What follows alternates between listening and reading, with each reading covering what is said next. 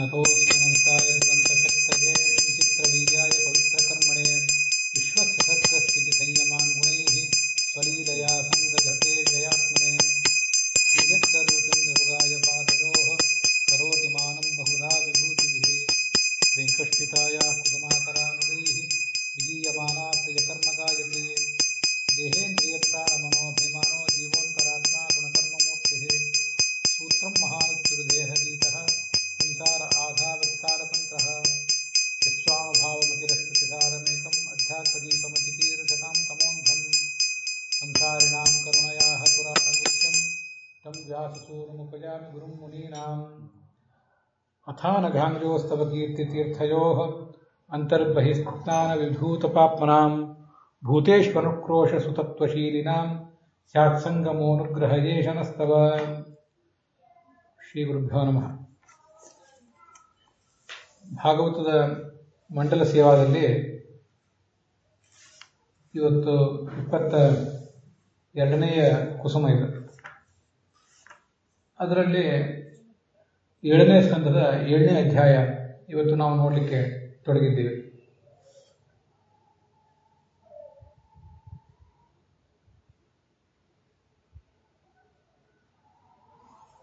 ಈ ಪ್ರಹ್ಲಾದ ಗುರುಕುಲದಲ್ಲಿ ದೈತ್ಯ ಬಾಲಕರಿಗೆಲ್ಲ ಭಗವಂತನ ತತ್ವವನ್ನೇ ಉಪದೇಶ ಮಾಡಿದ. ಆ ದೈತ್ಯ ಬಾಲಕರು ಅವನಿಗೆ ಹೇಳಿದರು, ನೋಡು ಪ್ರಹ್ಲಾದ, ನೀನಾಗಲಿ ನಮಗಾಗಲಿ ನಮ್ಮ ಗುರುಗಳು ಶುಕ್ರಾಚಾರ್ಯರು, ಷಂಡಮರ್ಕರು ಇವರನ್ನು ಹೊರತು ಬೇರೆ ಗುರುಗಳನ್ನು ಕೊಂಡು ಗೊತ್ತಿಲ್ಲ. ಹೋಗಲಿ, ಎಲ್ಲಿಯಾದರೂ ಭಗವಂತನೇ ಸ್ವಯಂ ಬಂದು ಉಪದೇಶ ಮಾಡ್ತಾನೆ, ಅದನ್ನೂ ನಾವೇನು ನೋಡಿಲ್ಲ. ಈಗ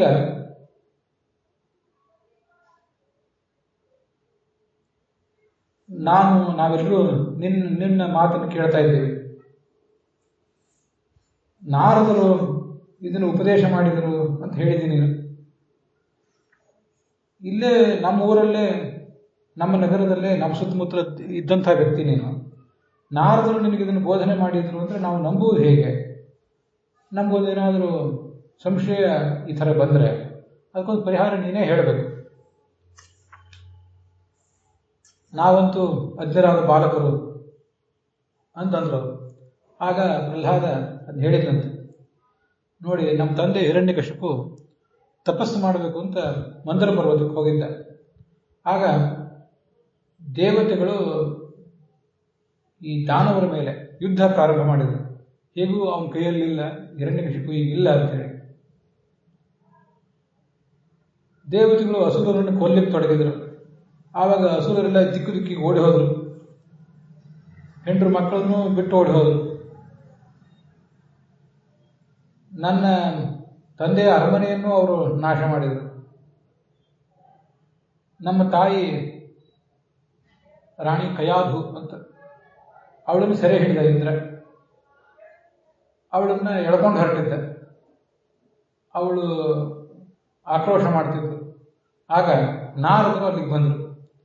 ಹೇಳಿದರು, ನಿರಪರಾಧಿನಿ ಈಕೆ, ಇವಳನ್ನ ನೀನೇನು ಮಾಡಬಾರ್ದು, ಒಯ್ಯಬಾರ್ದು, ಪತಿವ್ರತಾ ಸ್ತ್ರೀ ಅವಳು ಅಂತ ಸಮಾಧಾನ ಹೇಳಿದರು. ಅದಕ್ಕೆ ಇಂದ್ರ ಅಂದ, ಇವಳ ಹೊಟ್ಟೆಯಲ್ಲಿ ದೈತ್ಯನ ಸಂತಾನ ಇದೆ, ಹಿರಣ್ಯಕಶಿಪುವಿನ ಸಂತಾನ ಇದೆ. ಪ್ರಸವ ಆಗೋ ತನಕ ನನ್ನ ಬಳಿ ಇರಲಿ, ಮುಂದೆ ಆ ಮಗುವನ್ನು ನಾನು ಕೊಂದು ಹಾಕಿಬಿಡ್ತೇನೆ.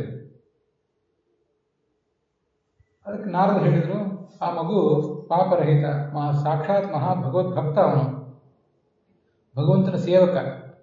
ಅವನನ್ನು ನೀನು ಕೊಲ್ಲುವುದು ಸಾಧ್ಯ ಆಗುವುದಿಲ್ಲ, ಕೊಲ್ಲುವ ಅಗತ್ಯವೂ ಇಲ್ಲ. ಅದರಿಂದ ಬಿಡು ಅಂತ ಹೇಳಿದೆ.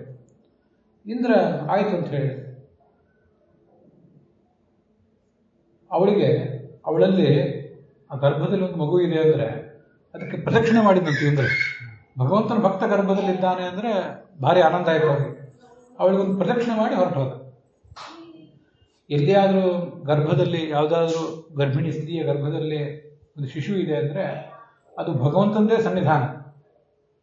ಭಗವಂತ ಮೊದಲು ತಂದೆಯ ಮೂಲಕ ತಾಯಿ ಮೂಲಕ ಶಿಶುವಿನ ರೂಪದಲ್ಲಿ ಹುಟ್ಟಿ ಬರ್ತಿರ್ತಾನೆ. ಒಂದು ಮಗು ಎಲ್ಲೇ ಹುಟ್ಟಿ ಬಂದರೂ ಅಲ್ಲಿ ಭಗವಂತ ಹುಟ್ಟಿರ್ತಾನೆ ಅಂತ ಶಾಸ್ತ್ರ ಹೇಳ್ತದೆ. ಅದರಲ್ಲಿಯೂ ನಮ್ಮೆಲ್ಲರಲ್ಲಿಯೂ ನಾವು ಚಿಕ್ಕ ಮಕ್ಕಳಾಗಿದ್ದಾಗ, ನಮ್ಮ ಮಕ್ಕಳು ಮೊಮ್ಮಕ್ಕಳಾಗಿದ್ದಾಗ ಅಲ್ಲಿಯೂ ಎಲ್ಲರಲ್ಲಿಯೂ ಕೂಡ ಭಗವಂತನ ಸನ್ನಿಧಾನ ಇದ್ದೇ ಇರ್ತದೆ. ವಿಶೇಷವಾಗಿ ಪ್ರಹ್ಲಾದನಂಥ ಮಹಾಭಗವದ್ಭಕ್ತ ಹುಟ್ಟುವವನಿದ್ದಾನೆ ಅಂದರೆ ಅವನಲ್ಲಿ ಭಗವಂತನ ಸನ್ನಿಧಾನ ಇನ್ನೂ ಹೆಚ್ಚಿರ್ತದೆ. ನಾರದರು ತನ್ನ ಆಶ್ರಮಕ್ಕೆ ಕರ್ಕೊಂಬಂದರು ಅವಳನ್ನು. ನಮ್ಮ ತಂದೆ ಹಿರಣ್ಯಕಶಿಪು ತಪಸ್ಸು ಮುಗಿಸಿ ಬರುವವರೆಗೂ ಅಲ್ಲೇ ಇತ್ತು.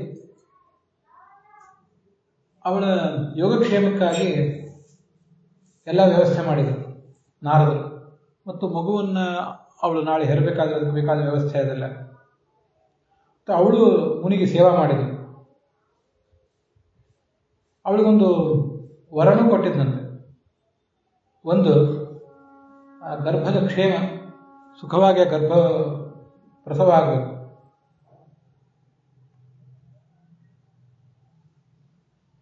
ಆದ್ದರಿಂದ ಹಿರಣ್ಯಕಶಿಪು ಅಷ್ಟು ದೀರ್ಘಕಾಲ ತಪಸ್ಸು ಮಾಡಿದರೂ ಕೂಡ ಅವಳೇನು ವಿಚಾರ ಮಾಡಲಿಲ್ಲ. ಅಂತೂ ಅದು ಮುಂದುವರಿಯಿತು. ಬಹಳ ದೀರ್ಘಕಾಲ ಆದ್ದರಿಂದ ಆ ಸಂದರ್ಭದಲ್ಲಿ ಅವರೇನು ತತ್ವೋಪದೇಶ ಮಾಡಿದ್ರಲ್ಲ, ಅಷ್ಟು ತತ್ವೋಪದೇಶ ಮಾಡಿದಾಗ ಒಳಗಿದ್ದ ನಾನೂ ಕೇಳಿದ್ದೆ, ನನ್ನ ತಾಯಿಯೂ ಕೇಳಿದ್ದು. ಆದರೆ ಬಹಳ ದೀರ್ಘಕಾಲ ಆದ್ದರಿಂದ ಇದು ಅವಳಿಗೆಲ್ಲ ಮರ್ತೋಗಿಬಿಟ್ಟಿದೆ. ಮತ್ತು ಅವಳು ಸ್ತ್ರೀ ಆದ್ದರಿಂದ ಅದೇ ತತ್ವವನ್ನು ಮತ್ತೆ ಅವಳು ಮನನ ಮಾಡಲಿಲ್ಲ. ನಾನು ಮಾತ್ರ ಅದೇ ತತ್ವವನ್ನು ಮನನ ಮಾಡಿಕೊಂಡಿದ್ದೇನೆ. ಅದನ್ನು ನಿಮಗೆ ಹೇಳ್ತಿದ್ದೇನೆ. ನಾರದರ ಅನುಗ್ರಹದಿಂದ ನನಗೆ ಅದು ಸ್ಮರಣವೇ ಹೋಗಿಲ್ಲ ಇವತ್ತಿಗಿನ್ನೂ. ನನ್ನ ಮಾತಿನ ಮೇಲೆ ವಿಶ್ವಾಸ ಇದೆ, ನಿಮಗೂ ತತ್ವಜ್ಞಾನ ಆಗ್ತದೆ. ನನ್ನ ತಾಯಿಯಂತೆ ಬೇರೆ ಸ್ತ್ರೀಯರಿಗೂ, ನಮ್ಮ ರಾಕ್ಷಸ ಸಾಮ್ರಾಜ್ಯದ ಬೇರೆ ಸ್ತ್ರೀಯರಿಗೂ, ಬೇರೆ ಬಾಲಕರಿಗೂ ತತ್ವಜ್ಞಾನ ಆಗ್ತದೆ. ಅದಕ್ಕಾಗಿ ನೀವು ನನ್ನ ಮಾತನ್ನು ನಂಬಿರಿ ಅಂತ ಅವರಿಗೆಲ್ಲ ಹೇಳಿದೆ. ಅದರಂತೆ ಅವರು ನಂಬಿದರು. ಅವನು ಸುದೀರ್ಘವಾದ ಉಪದೇಶವನ್ನೇ ಕೊಟ್ಟಿದ್ದ. ಆದರೆ ಅದೆಲ್ಲವನ್ನೂ ನಾವಿಲ್ಲೇನು ನೋಡಬೇಕಾಗಿಲ್ಲ. ನಮಗೆ ಶ್ರದ್ಧಾ ಎಲ್ಲಿರಬೇಕು, ನಾವೇನೇನು ಮಾಡಬೇಕು, ನಾರದ ಹೇಳಿದ್ದೀನಿ ಅದನ್ನು ಹೇಳ್ತೇನೆ ಕೇಳಿ. ಗುರು ಶುಶ್ರೂಷಯ, ಗುರು ಹಿರಿಯರ ಸೇವಾ ಮಾಡಬೇಕು. ಅದರಲ್ಲೂ ಯಾರು ಜ್ಞಾನೋಪದೇಶಕ್ಕೆ ಗುರು ಇರ್ತಾನೆ ಅವನು ಸೇವಾ ಮಾಡಬೇಕು, ಅವನಿಗೆ ಭಕ್ತಿ ತೋರಿಸ್ಬೇಕು. ತನ್ನ ಸಂಪತ್ತಿ ಏನಿದೆ ಅದನ್ನೆಲ್ಲವನ್ನೂ ಭಗವಂತನಿಗೆ ಅರ್ಪಿಸಬೇಕು. ಮತ್ತು ನಿತ್ಯ ಸಜ್ಜನರ ಸಂಘದಲ್ಲಿರಬೇಕು. ಮತ್ತು ಶಾಸ್ತ್ರದಲ್ಲಿ ಹೇಳಿದಂತೆ ಆ ಭಗವಂತನನ್ನು ಆರಾಧಿಸಬೇಕು. ಅವನ ಕುರಿತಾದ ಕಥೆಗಳೇನಿದೆ ಆ ಕಥೆಗಳನ್ನೆಲ್ಲ ಕೇಳಬೇಕು. ಇಲ್ಲಿ ಕಥಾ ಅಂತ ಹಿಂಗೆ ಬಂತಲ್ಲ, ಕಥೆ ಅಂದರೆ ಕೇವಲ ಲೀಲೆಗಳು, ಅವನು ಎಲ್ಲಿ ಹುಟ್ಟಿದ, ಯಾವ ರಾಕ್ಷಸರನ್ನು ಕೊಂದ, ಏನು ಮದುವೆ ಮಾಡಿಕೊಂಡ, ಇದಷ್ಟೇ ಕಥಾ ಅಲ್ಲ. ತತ್ವಜ್ಞಾನದ ಸೂಕ್ಷ್ಮ ಅಂಶಗಳು ಅದೆಲ್ಲವನ್ನು ಕೂಡ ಗುರುವಿನ ಮೂಲಕ ಕೇಳಿ ತಿಳ್ಕೊಳ್ಬೇಕು. ಯಾವುದು ಸಾಧ್ಯವೋ ಅದನ್ನೆಲ್ಲ ತಾನೂ ಅಧ್ಯಯನ ಮಾಡಬೇಕು. ಕಥಾ ಅಂದರೆ ವಾಸ್ತವಿಕವಾಗಿ ಭಗವಂತನ ತತ್ವ ಅಂತ ಅರ್ಥ. ಮತ್ತೆ ಬಹಳ ಮುಖ್ಯವಾಗಿ ನಾವು ಮಾಡಬೇಕಾದದ್ದು, ಭಗವಂತ ಎಲ್ಲರಲ್ಲೂ ಇದ್ದಾನೆ. ಹರಿ ಸರ್ವೇಷು ಭೂತೇಷು ಭಗವಾನ್ ಆಸ್ತ ಈಶ್ವರ ಇತಿ ಸರ್ವಾಣಿ ಇತಿ ಭೂತಾನಿ ಮನಸ ಕಾಮೈಸ್ತೈ ಸಾಧು ಮಾನಯೇತ್. ನಮ್ಮ ಸುತ್ತಮುತ್ತಲಿರುವಂಥ ಯಾವ್ಯಾವ ಜೀವಗಳಿದೆಯಲ್ಲ ಎಲ್ಲ ಕಡೆ ಭಗವಂತನನ್ನು ಕಾಣಬೇಕು. ಭಗವಂತನನ್ನು ಕಂಡು ಆಯಾ ಜೀವಕ್ಕೆ, ಆಯಾ ವ್ಯಕ್ತಿಗೆ ಹೇಗೆ ಆರಾಧನೆ ಮಾಡಬೇಕೋ ಹಾಗೆ ಮಾಡಬೇಕು. ಗುರುಗಳೇ ಇದ್ದರೆ ಅವ್ರು ಸೇವಾ ಮಾಡ್ತಾರೆ. ಮಕ್ಕಳಿದ್ದರೆ ಮಕ್ಕಳಿಗೆ ಸ್ನಾನ ಮಾಡಿಸ್ತೀವಿ, ಅವುಗಳಿಗೆ ಆಹಾರ ತಿನ್ನಿಸ್ತೀವಿ. ಮತ್ತೆ ಯಾರೋ ಮನೆಗೆ ಬರ್ತಾರೆ ಅತಿಥಿಗಳು, ಅಭ್ಯಾಗತರು, ಅವರಿಗೊಂದು ಏನೋ ಅನ್ನ ಇತ್ಯಾದಿ ಆಹಾರವನ್ನು ಹಾಕ್ತೀವಿ. ಗುರುಗಳಿಗೆ ಸೇವೆ ಮಾಡಿದಂತೆ ಅವ್ರಿಗೆ ಮಾಡದೇ ಇರ್ಬೋದು. ಆದರೆ ಯಾರ್ಯಾರಿಗೆ ಹೇಗೆ ಮಾಡಬೇಕೋ ಹಾಗೆ ಮಾಡಬೇಕು. ಇವೆಲ್ಲ ಭಗವಂತನ ಭಕ್ತಿ ಹೆಚ್ಚಾಗಲಿಕ್ಕೆ ಒಂದು ಉಪಾಯ. ಇದನ್ನು ನಾವು ಆಚರಿಸಬೇಕು. ನಾವು ಮನಸ್ಸಿನ ಮಲಗಳನ್ನು ಗೆಲ್ಲಬೇಕು. ಭಗವಂತನ ಲೀಲೆಗಳನ್ನು ಕೇಳಿದಾಗಲ್ಲ, ಅವನು ಮಾಡಿದ ಸೃಷ್ಟಿ, ಅವನು ಮಾಡಿದ ಸಂಹಾರ, ಭಕ್ತರನ್ನು ಅವನು ಪಾಲಿಸಿದ್ದು, ಇದನ್ನೆಲ್ಲ ಕೇಳಿದಾಗ ಭಕ್ತನಿಗೆ ಆನಂದ ಆಗ್ತದೆ, ಮೈಯಲ್ಲಿ ರೋಮಾಂಚನ ಆಗ್ತದೆ, ಕಣ್ಣಿಂದ ನೀರು ಹರಿತದೆ, ಕಂಠ ಗದ್ಗದ ಆಗ್ತದೆ, ಅಳ್ತಾನೆ, ಕುಣಿತಾನೆ. ಇದನ್ನೆಲ್ಲ ಮಾಡಬೇಕು, ಸಂಕೋಚ ಮಾಡಬೇಕಾಗಿಲ್ಲ. ಒಂದೊಂದ್ಸರಿ ದೆವ್ವ ಹಿಡಿದವರಂತೆ ಜೋರಾಗಿ ನಗ್ತಾನೆ, ಜೋರಾಗಿ ಆಕ್ರೋಶ ಮಾಡ್ತಾನೆ. ಯಾರು ಸುತ್ತಮುತ್ತಲು ಭಕ್ತರಿದ್ದಾರೆ ಅವರಿಗೆಲ್ಲ ನಮಸ್ಕಾರ ಮಾಡ್ತಾನೆ. ಮತ್ತೆ ನಾರಾಯಣಿ ತ್ಯಾತ್ಮಗತಿ ಗತತ್ರಪ, ಏನೂ ನಾಚಿಕೆ ಇಲ್ಲದೆ ಜೋರಾಗಿ ಭಗವಂತನ ನಾಮವನ್ನು ಹೇಳ್ತಾನೆ. ಈ ಥರ ಮಾಡ್ತಾ ಇದ್ರೆ ಕೊನೆಗೊಂದು ದಿವಸ ಭಗವಂತನನ್ನ ಕಾಣೋದು ಸಾಧ್ಯ ಆಗ್ತದೆ. ನೋಡಿ, ನೀವು ಎಲ್ಲರೂ ಅಸುರರ ಮಕ್ಕಳು, ರಾಕ್ಷಸರ ಮಕ್ಕಳು.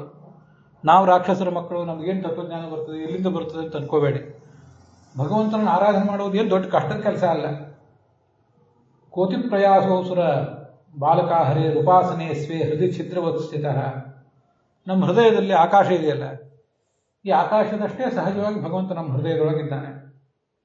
ನಮಗೆ ಆತ ಗೆಳೆಯನಾಗಿದ್ದಾನೆ. ಅನಾದಿ ಕಾಲದಿಂದ ಆತ ಗೆಳೆಯ. ನಾವು ಎಲ್ಲಿ ದೂರ ಹೋಗಬೇಕಾಗಿದೆ?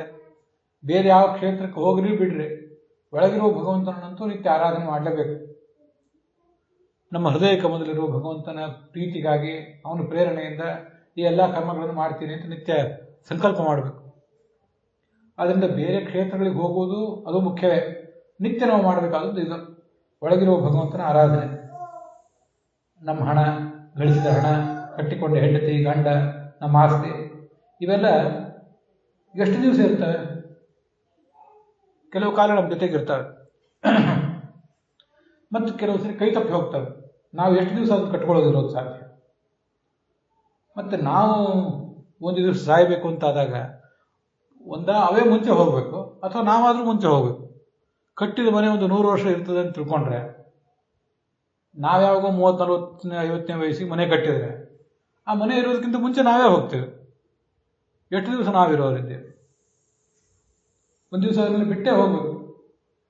ಎಲ್ಲ ಸಂಪತ್ತು, ಕಟ್ಟಿದ ಮನೆ, ಬಂಧುಗಳು ಎಲ್ಲರನ್ನೂ ಬಿಟ್ಟು ಹೋಗ್ಬೇಕು. ಆದ್ದರಿಂದ ಭಗವಂತನನ್ನು ಆರಾಧನೆ ಮಾಡ್ರಿ. ಅವನು ಈ ಜಗತ್ತಿಗಿಂತ, ಎಲ್ಲ ಜೀವರಿಗಿಂತ ವಿಲಕ್ಷಣ. ಅದನ್ನು ನೀವೆಲ್ಲರೂ ಕಲಿಯಿರಿ. ಅವರಿಗೆ ಈ ಥರ ಒಂದು ಪ್ರೇರಣೆ ಕೊಟ್ಟ. ಯಾರೇ ಆಗಲಿ, ಯಾಕೆ ನಮ್ಮ ಜಾತಿ, ನಮ್ಮ ಸಮಾಜ, ಮತ್ತು ನಾವು ಸ್ತ್ರೀಯರು, ನಾವು ಬಡವರು, ಬಲ್ಲಿದರು ವಿಚಾರ ಮಾಡಬೇಕು? ದೇವತೆ ಆಗಲಿ, ಅಸುರ ಆಗಲಿ, ಮನುಷ್ಯ ಆಗಲಿ, ಯಕ್ಷ ರಾಕ್ಷಸರಾಗಲಿ, ಗಂಧರ್ವರಾಗಲಿ, ಭಗವಂತನ ಪಾದ ಸೇವಾ ಮಾಡಿದರೆ ಇಹದಲ್ಲೂ ಪರದಲ್ಲೂ ಒಳ್ಳೇದಾಗೇ ಆಗ್ತದೆ. ನನಗೇ ಆಗಿದೆಯಲ್ಲ, ನೋಡಿ ಅದನ್ನು. ಅವ್ನು ಹೇಳಿದೆ, ನನಗೆ ಬಂದ ಆಪತ್ತುಗಳೆಲ್ಲ ಹೋದವೋ ಇಲ್ಲ. ನಮ್ಮ ತಂದೆ ನನ್ನ ಕೊಲ್ಲಬೇಕು ಅಂತ ಎಷ್ಟು ಪ್ರಯತ್ನ ಪಟ್ಟ, ಅದನ್ನೆಲ್ಲ ನೇರವಾಗಿ ಹೇಳಲಿಲ್ಲ. ಆದರೆ ನನಗೀಗ ಒಳ್ಳೇದಾಗೇ ಆಗಿದೆಯಲ್ಲ. ನನ್ನ ಯೋಗಕ್ಷೇಮಕ್ಕೆ ಏನಾದರೂ ಧಕ್ಕೆ ಬಂದಿದೆಯೇನೋ? ನಾಲಂ ದ್ವಿಜತ್ವಂ. ಇದಕ್ಕೆ ಭಗವಂತನ ಆರಾಧನೆ ಮಾಡಲಿಕ್ಕೆ ಬ್ರಾಹ್ಮಣನಾಗಬೇಕಾ? ಅಗತ್ಯ ಇದೆಯಾ? ಇಲ್ಲ. ದೇವತೆ ಆಗಬೇಕಾ? ಋಷಿ ಆಗಬೇಕಾ? ಬಹಳ ಮಡಿ ಮೈಲಿಗೆ ಬೇಕಾ? ಯಾವಾಗ ಪೂಜಾ ಮಾಡ್ಲಿಕ್ಕೆ ಬೇಕು ಮಡಿ ಮೈಲಿಗೆ. ಆದರೆ ಭಗವಂತನ ನಿತ್ಯ ನೆನೆಯಲಿಕ್ಕೆ ಅಂಥ ಮಡಿ ಮೈಲಿಗೆ ಯಾಕೆ ಬೇಕು? ದಾನ, ತಪಸ್ಸು, ಎಲ್ಲೋ ಪಂಚಾಗ್ನಿ ನಡುವೆ ತಪಸ್ಸು, ನೀರಿನ ಆಳದಲ್ಲಿ ತಪಸ್ಸು, ಸಾವಿರಾರು ವರ್ಷದ ಕಾಲ ತಪಸ್ಸು, ಇದೆಲ್ಲ ಬೇಕಾ? ಅದರ ಅಗತ್ಯ ಏನಿದೆ? ಯಾವುದು ಬೇಕಾಗಿಲ್ಲ. ಪ್ರಿಯತೆ ಅಮಲಯ ಭಕ್ತ್ಯ ಹರಿ ನನ್ಯದ್ ವಿಡಂಬನಂ. ಒಳಗಿನ ನಿರ್ಮಲವಾದ ಭಕ್ತಿ ಒಂದಿದ್ರೆ ಭಗವಂತ ಪ್ರಸನ್ನನಾಗ್ತಾನೆ. ಉಳಿದಿದ್ದೆಲ್ಲವೂ ನಾಟಕ ಅಂತ. ಭಕ್ತಿ ಒಂದಿಲ್ಲದೆ ಉಳಿದನ್ನೇನು ಮಾಡಿದ್ರು, ನಮ್ಮ ಜಾತಿ, ನಮ್ಮ ಜನಿವಾರ, ಉಳಿದೆಲ್ಲ ನಮ್ಮ ಉಪಕರಣಗಳು, ನಮ್ಮ ವೈಭವೋಪೇತವಾದ ಗರ್ಭಗೃಹ, ನಮ್ಮ ಉಳಿದೆಲ್ಲವೂ ನಾಟಕ. ನಾಟಕ ಮಾಡೋದು ಬೇಡ, ಒಳಗಿರೋ ಭಗವಂತನ ಆರಾಧನೆ ಮಾಡೋಣ. ಆದ್ರಿಂದ ದಾನವರೇ, ಎಲ್ಲ ಜೀವರಲ್ಲೂ ಭಗವಂತ ಇದ್ದಾನಲ್ಲ, ಎಲ್ಲ ಜೀವಿಗಳು ಒಡೆಯ ಅಲ್ವ, ಅವನಲ್ಲಿ ಭಕ್ತಿ ಮಾಡೋಣ. ದೈತ್ಯರು, ಯಕ್ಷರು, ರಾಕ್ಷಸರು, ಸ್ತ್ರೀಯರು, ಯಾರು ಬೇಕಾರಾಗಿರಲಿ, ಗೋಪಾಲಕರಾಗಿರಲಿ, ಪಕ್ಷಿಗಳಾಗಿರಲಿ, ಅನೇಕ ಜನ ಭಗವಂತನ ಆರಾಧನೆ ಮಾಡಿ ಮೋಕ್ಷ ಪಡೆದೇ ಇದ್ದಾರಲ್ಲ. ಏತಾವಾನೇವ ಲೋಕೇಸ್ಮಿನ್ ಪುಂಸಾಂ ಸ್ವಾರ್ಥ ಪರಸ್ಮತಃ ಏಕಾಂತ ಭಕ್ತಿರ್ ಗೋವಿಂದೇ ಯತ್ ಸರ್ವತ್ರ ದದೀಕ್ಷಣಂ. ಭಗವಂತನಲ್ಲಿ ಗಾಢವಾದ ಭಕ್ತಿ ಮತ್ತು ಅವನನ್ನು ಎಲ್ಲ ಕಡೆ ಕಾಣುವುದು. ಜಾತಿ, ಲಿಂಗ, ವರ್ಗ ಭೇದ ಇಲ್ಲದೇನೆ ಪ್ರಾಣಿ, ಪಕ್ಷಿ ಎಲ್ಲ ಕಡೆನೂ ಅವನು ಕಾಣುವುದೇ ದೊಡ್ಡ ಪರಮ ಪುರುಷಾರ್ಥ. ಇದು ತಾರಕ. ಇದರಿಂದ ಭಕ್ತಿ ಆಗೋದು. ಅದನ್ನ ಮುಂದೆ ಇನ್ನೊಂದು ಕಡೆ ಹೇಳ್ತಾರೆ, ನಾವು ಅದನ್ನ ನೋಡೋರಿದ್ದೇವೆ. ವಿಸೃಜ್ಯ ಸ್ವಯಂ ಆತ್ಮಸ್ಥಾಂ ದೃಶ್ಯ ವ್ರೀಡಾಂಚ ಮೈ ದೈಹಿಕೀಂ ಪ್ರಣವೇ ದಂಡವದ್ಭೂಮೌ ಆಶ್ವಚಂಡಾಲ ಗೋಖರಂ. ಇದನ್ನು ಹಿಂದೆ ಅನೇಕ ಸರಿ ಹೇಳಿದ್ದೆ. ದೇವರಿದ್ದಾನೆ ಅಂತ ತಿಳ್ಕೊಳ್ಳುವುದಲ್ಲ. ಅಲ್ಲಿ ಒಬ್ಬ ವ್ಯಕ್ತಿಯಲ್ಲಿ ನಿಮಗೆ ದೇವರಿದ್ದಾನೆ ಅಂತ ಕಂಡ್ರೆ, ಕಾಣುವುದಂದ್ರೆ ಈಗ ನಮಗೆ ದೇವ್ರ ಸಾಕ್ಷಾತ್ಕಾರ ಆಗಿಲ್ಲ, ಆದರೆ ದೇವರಿದ್ದಾನೆ ಅಂತ ನಿಶ್ಚಿತ ಆಗ್ತದೆ. ನಮ್ಮ ಮನಸ್ಸಿಗೆ ನಿಶ್ಚಿತ ಆದರೆ ಅವನಿಗೆ ನೀವು ಹೋಗಿ ಕಾಲಿಗೆ ಬಿದ್ದರೂ ಅದು ಭಾರಿ ಯೋಗ್ಯನೇ. ಅಲ್ಲಿ ಏನು ಹೇಳ್ತಾರೆ ಅಂದ್ರೆ ಶ್ಲೋಕದಲ್ಲಿ, ವಿಸೃಜ್ಯ ಸ್ವಯಂ ಆತ್ಮಸ್ಥಾಂ ವ್ರೀಡಾಂ. ಸಾಮಾನ್ಯವಾಗಿ ನಮಗೆ ಇನ್ನೊಬ್ಬ ವ್ಯಕ್ತಿಗೆ ಕಾಲು ಮುಟ್ಟಿ ನಮಸ್ಕಾರ ಮಾಡಲಿಕ್ಕೆ, ಪೂರ್ತಿ ಸಾಷ್ಟಾಂಗ ನಮಸ್ಕಾರ ಮಾಡಲಿಕ್ಕೆ ಹಿಂಜರಿಕೆ ಆಗ್ತದೆ. ಅದಕ್ಕೆ ನೂರಾರು ಕಾರಣಗಳಿರ್ತವೆ. ಒಂದು ನಮ್ಮ ಜಾತಿಯ ಮದ ಕಾರಣ ಇರ್ತದೆ, ಸಂಪತ್ತಿನ ಮದ ಕಾರಣ, ಅಧಿಕಾರದ ಮದ, ಪಾಂಡಿತ್ಯದ ಮದ, ಏನೇನೋ ಕಾರಣಗಳಿರ್ತವೆ. ಆದ್ರಿಂದ ನಾವು ಇನ್ನೊಬ್ಬರ ಜಾತಿಯವರಿಗೆ ಕಾಲಿಗೆ ಬೀಳೋದು ಹೇಗೆ, ಇನ್ನೊಬ್ಬ ವ್ಯಕ್ತಿಗೆ ನಮ್ಗಿಂತ ಅವನು ಕೀಳು, ಅದರಿಂದ ಅವನಿಗೆ ಕಾಲಿಗೆ ಬೀಳೋದು ಹೇಗೆ ಅಂತೆಲ್ಲ ಇರ್ತದೆ ನಮಗೆ. ಈ ನಾಚಿಕೆಯನ್ನು ಬದಿಗೊತ್ತಿ ಬಿಸಾಕ್ರೆ ಭಾಗವತ ಹೇಳ್ತದೆ ಮುಂದೊಂದು ಕಡೆ. ಪ್ರಣಮೇ ದಂಡವದ್ ಭೂಮು, ಸಾಷ್ಟಾಂಗ ನಮಸ್ಕಾರ ಮಾಡ್ರಿ ಅಂತ. ಸಾಷ್ಟಾಂಗ ನಮಸ್ಕಾರ ಮಾಡಿ, ಯಾವ ಜಾತಿಯವನಿಗಾದರೂ ಸಾಷ್ಟಾಂಗ ನಮಸ್ಕಾರ ಮಾಡಿ ಹೋಗ್ರಿ. ಆಶ್ವ ಚಂಡಾಲ ಗೋಖರಂ, ನಾಯಿಗೆ ನಮಸ್ಕಾರ ಮಾಡ್ಬೇಕು ಅನಿಸಿದೆ ಮಾಡ್ರಿ. ನಾಯಿ ಮಾಂಸ ತಿನ್ನುವ ನೀಚ, ನೀವು ಯಾರನ್ನ ನೀಚ ಅಂತ ತಿಳ್ಕೊಂಡಿದ್ದೀರಿ, ಸಮಾಜ ಯಾರನ್ನ ನೀಚ ಅಂತ ತಿಳಿದಿದೆ, ಸಮಾಜ ತಿಳಿದಿದೆ, ನೀವು ತಿಳ್ಕೊಂಡಿದ್ದೀರಿ ಅಂತ ಹೇಳಿದೆ. ಭಗವಂತನ ದೃಷ್ಟಿಯಲ್ಲಿ ಯಾರು ನೀಚ ಯಾರು ಉಚ್ಚ ಅನ್ನೋದು ಬಹಳ ಸೂಕ್ಷ್ಮವಾದ ಸಂಗತಿ. ಭಕ್ತನೇ ಉಚ್ಚ, ಭಕ್ತ ಅಲ್ಲದೇ ಇದ್ದವನೇ ನೀಚ ಭಗವಂತನ ದೃಷ್ಟಿಯಲ್ಲಿ. ಅಂಥವ್ರಿಗೆ ಯಾರಿಗಾದರೂ ಹೋಗಿ ನಮಸ್ಕಾರ ಮಾಡಿ.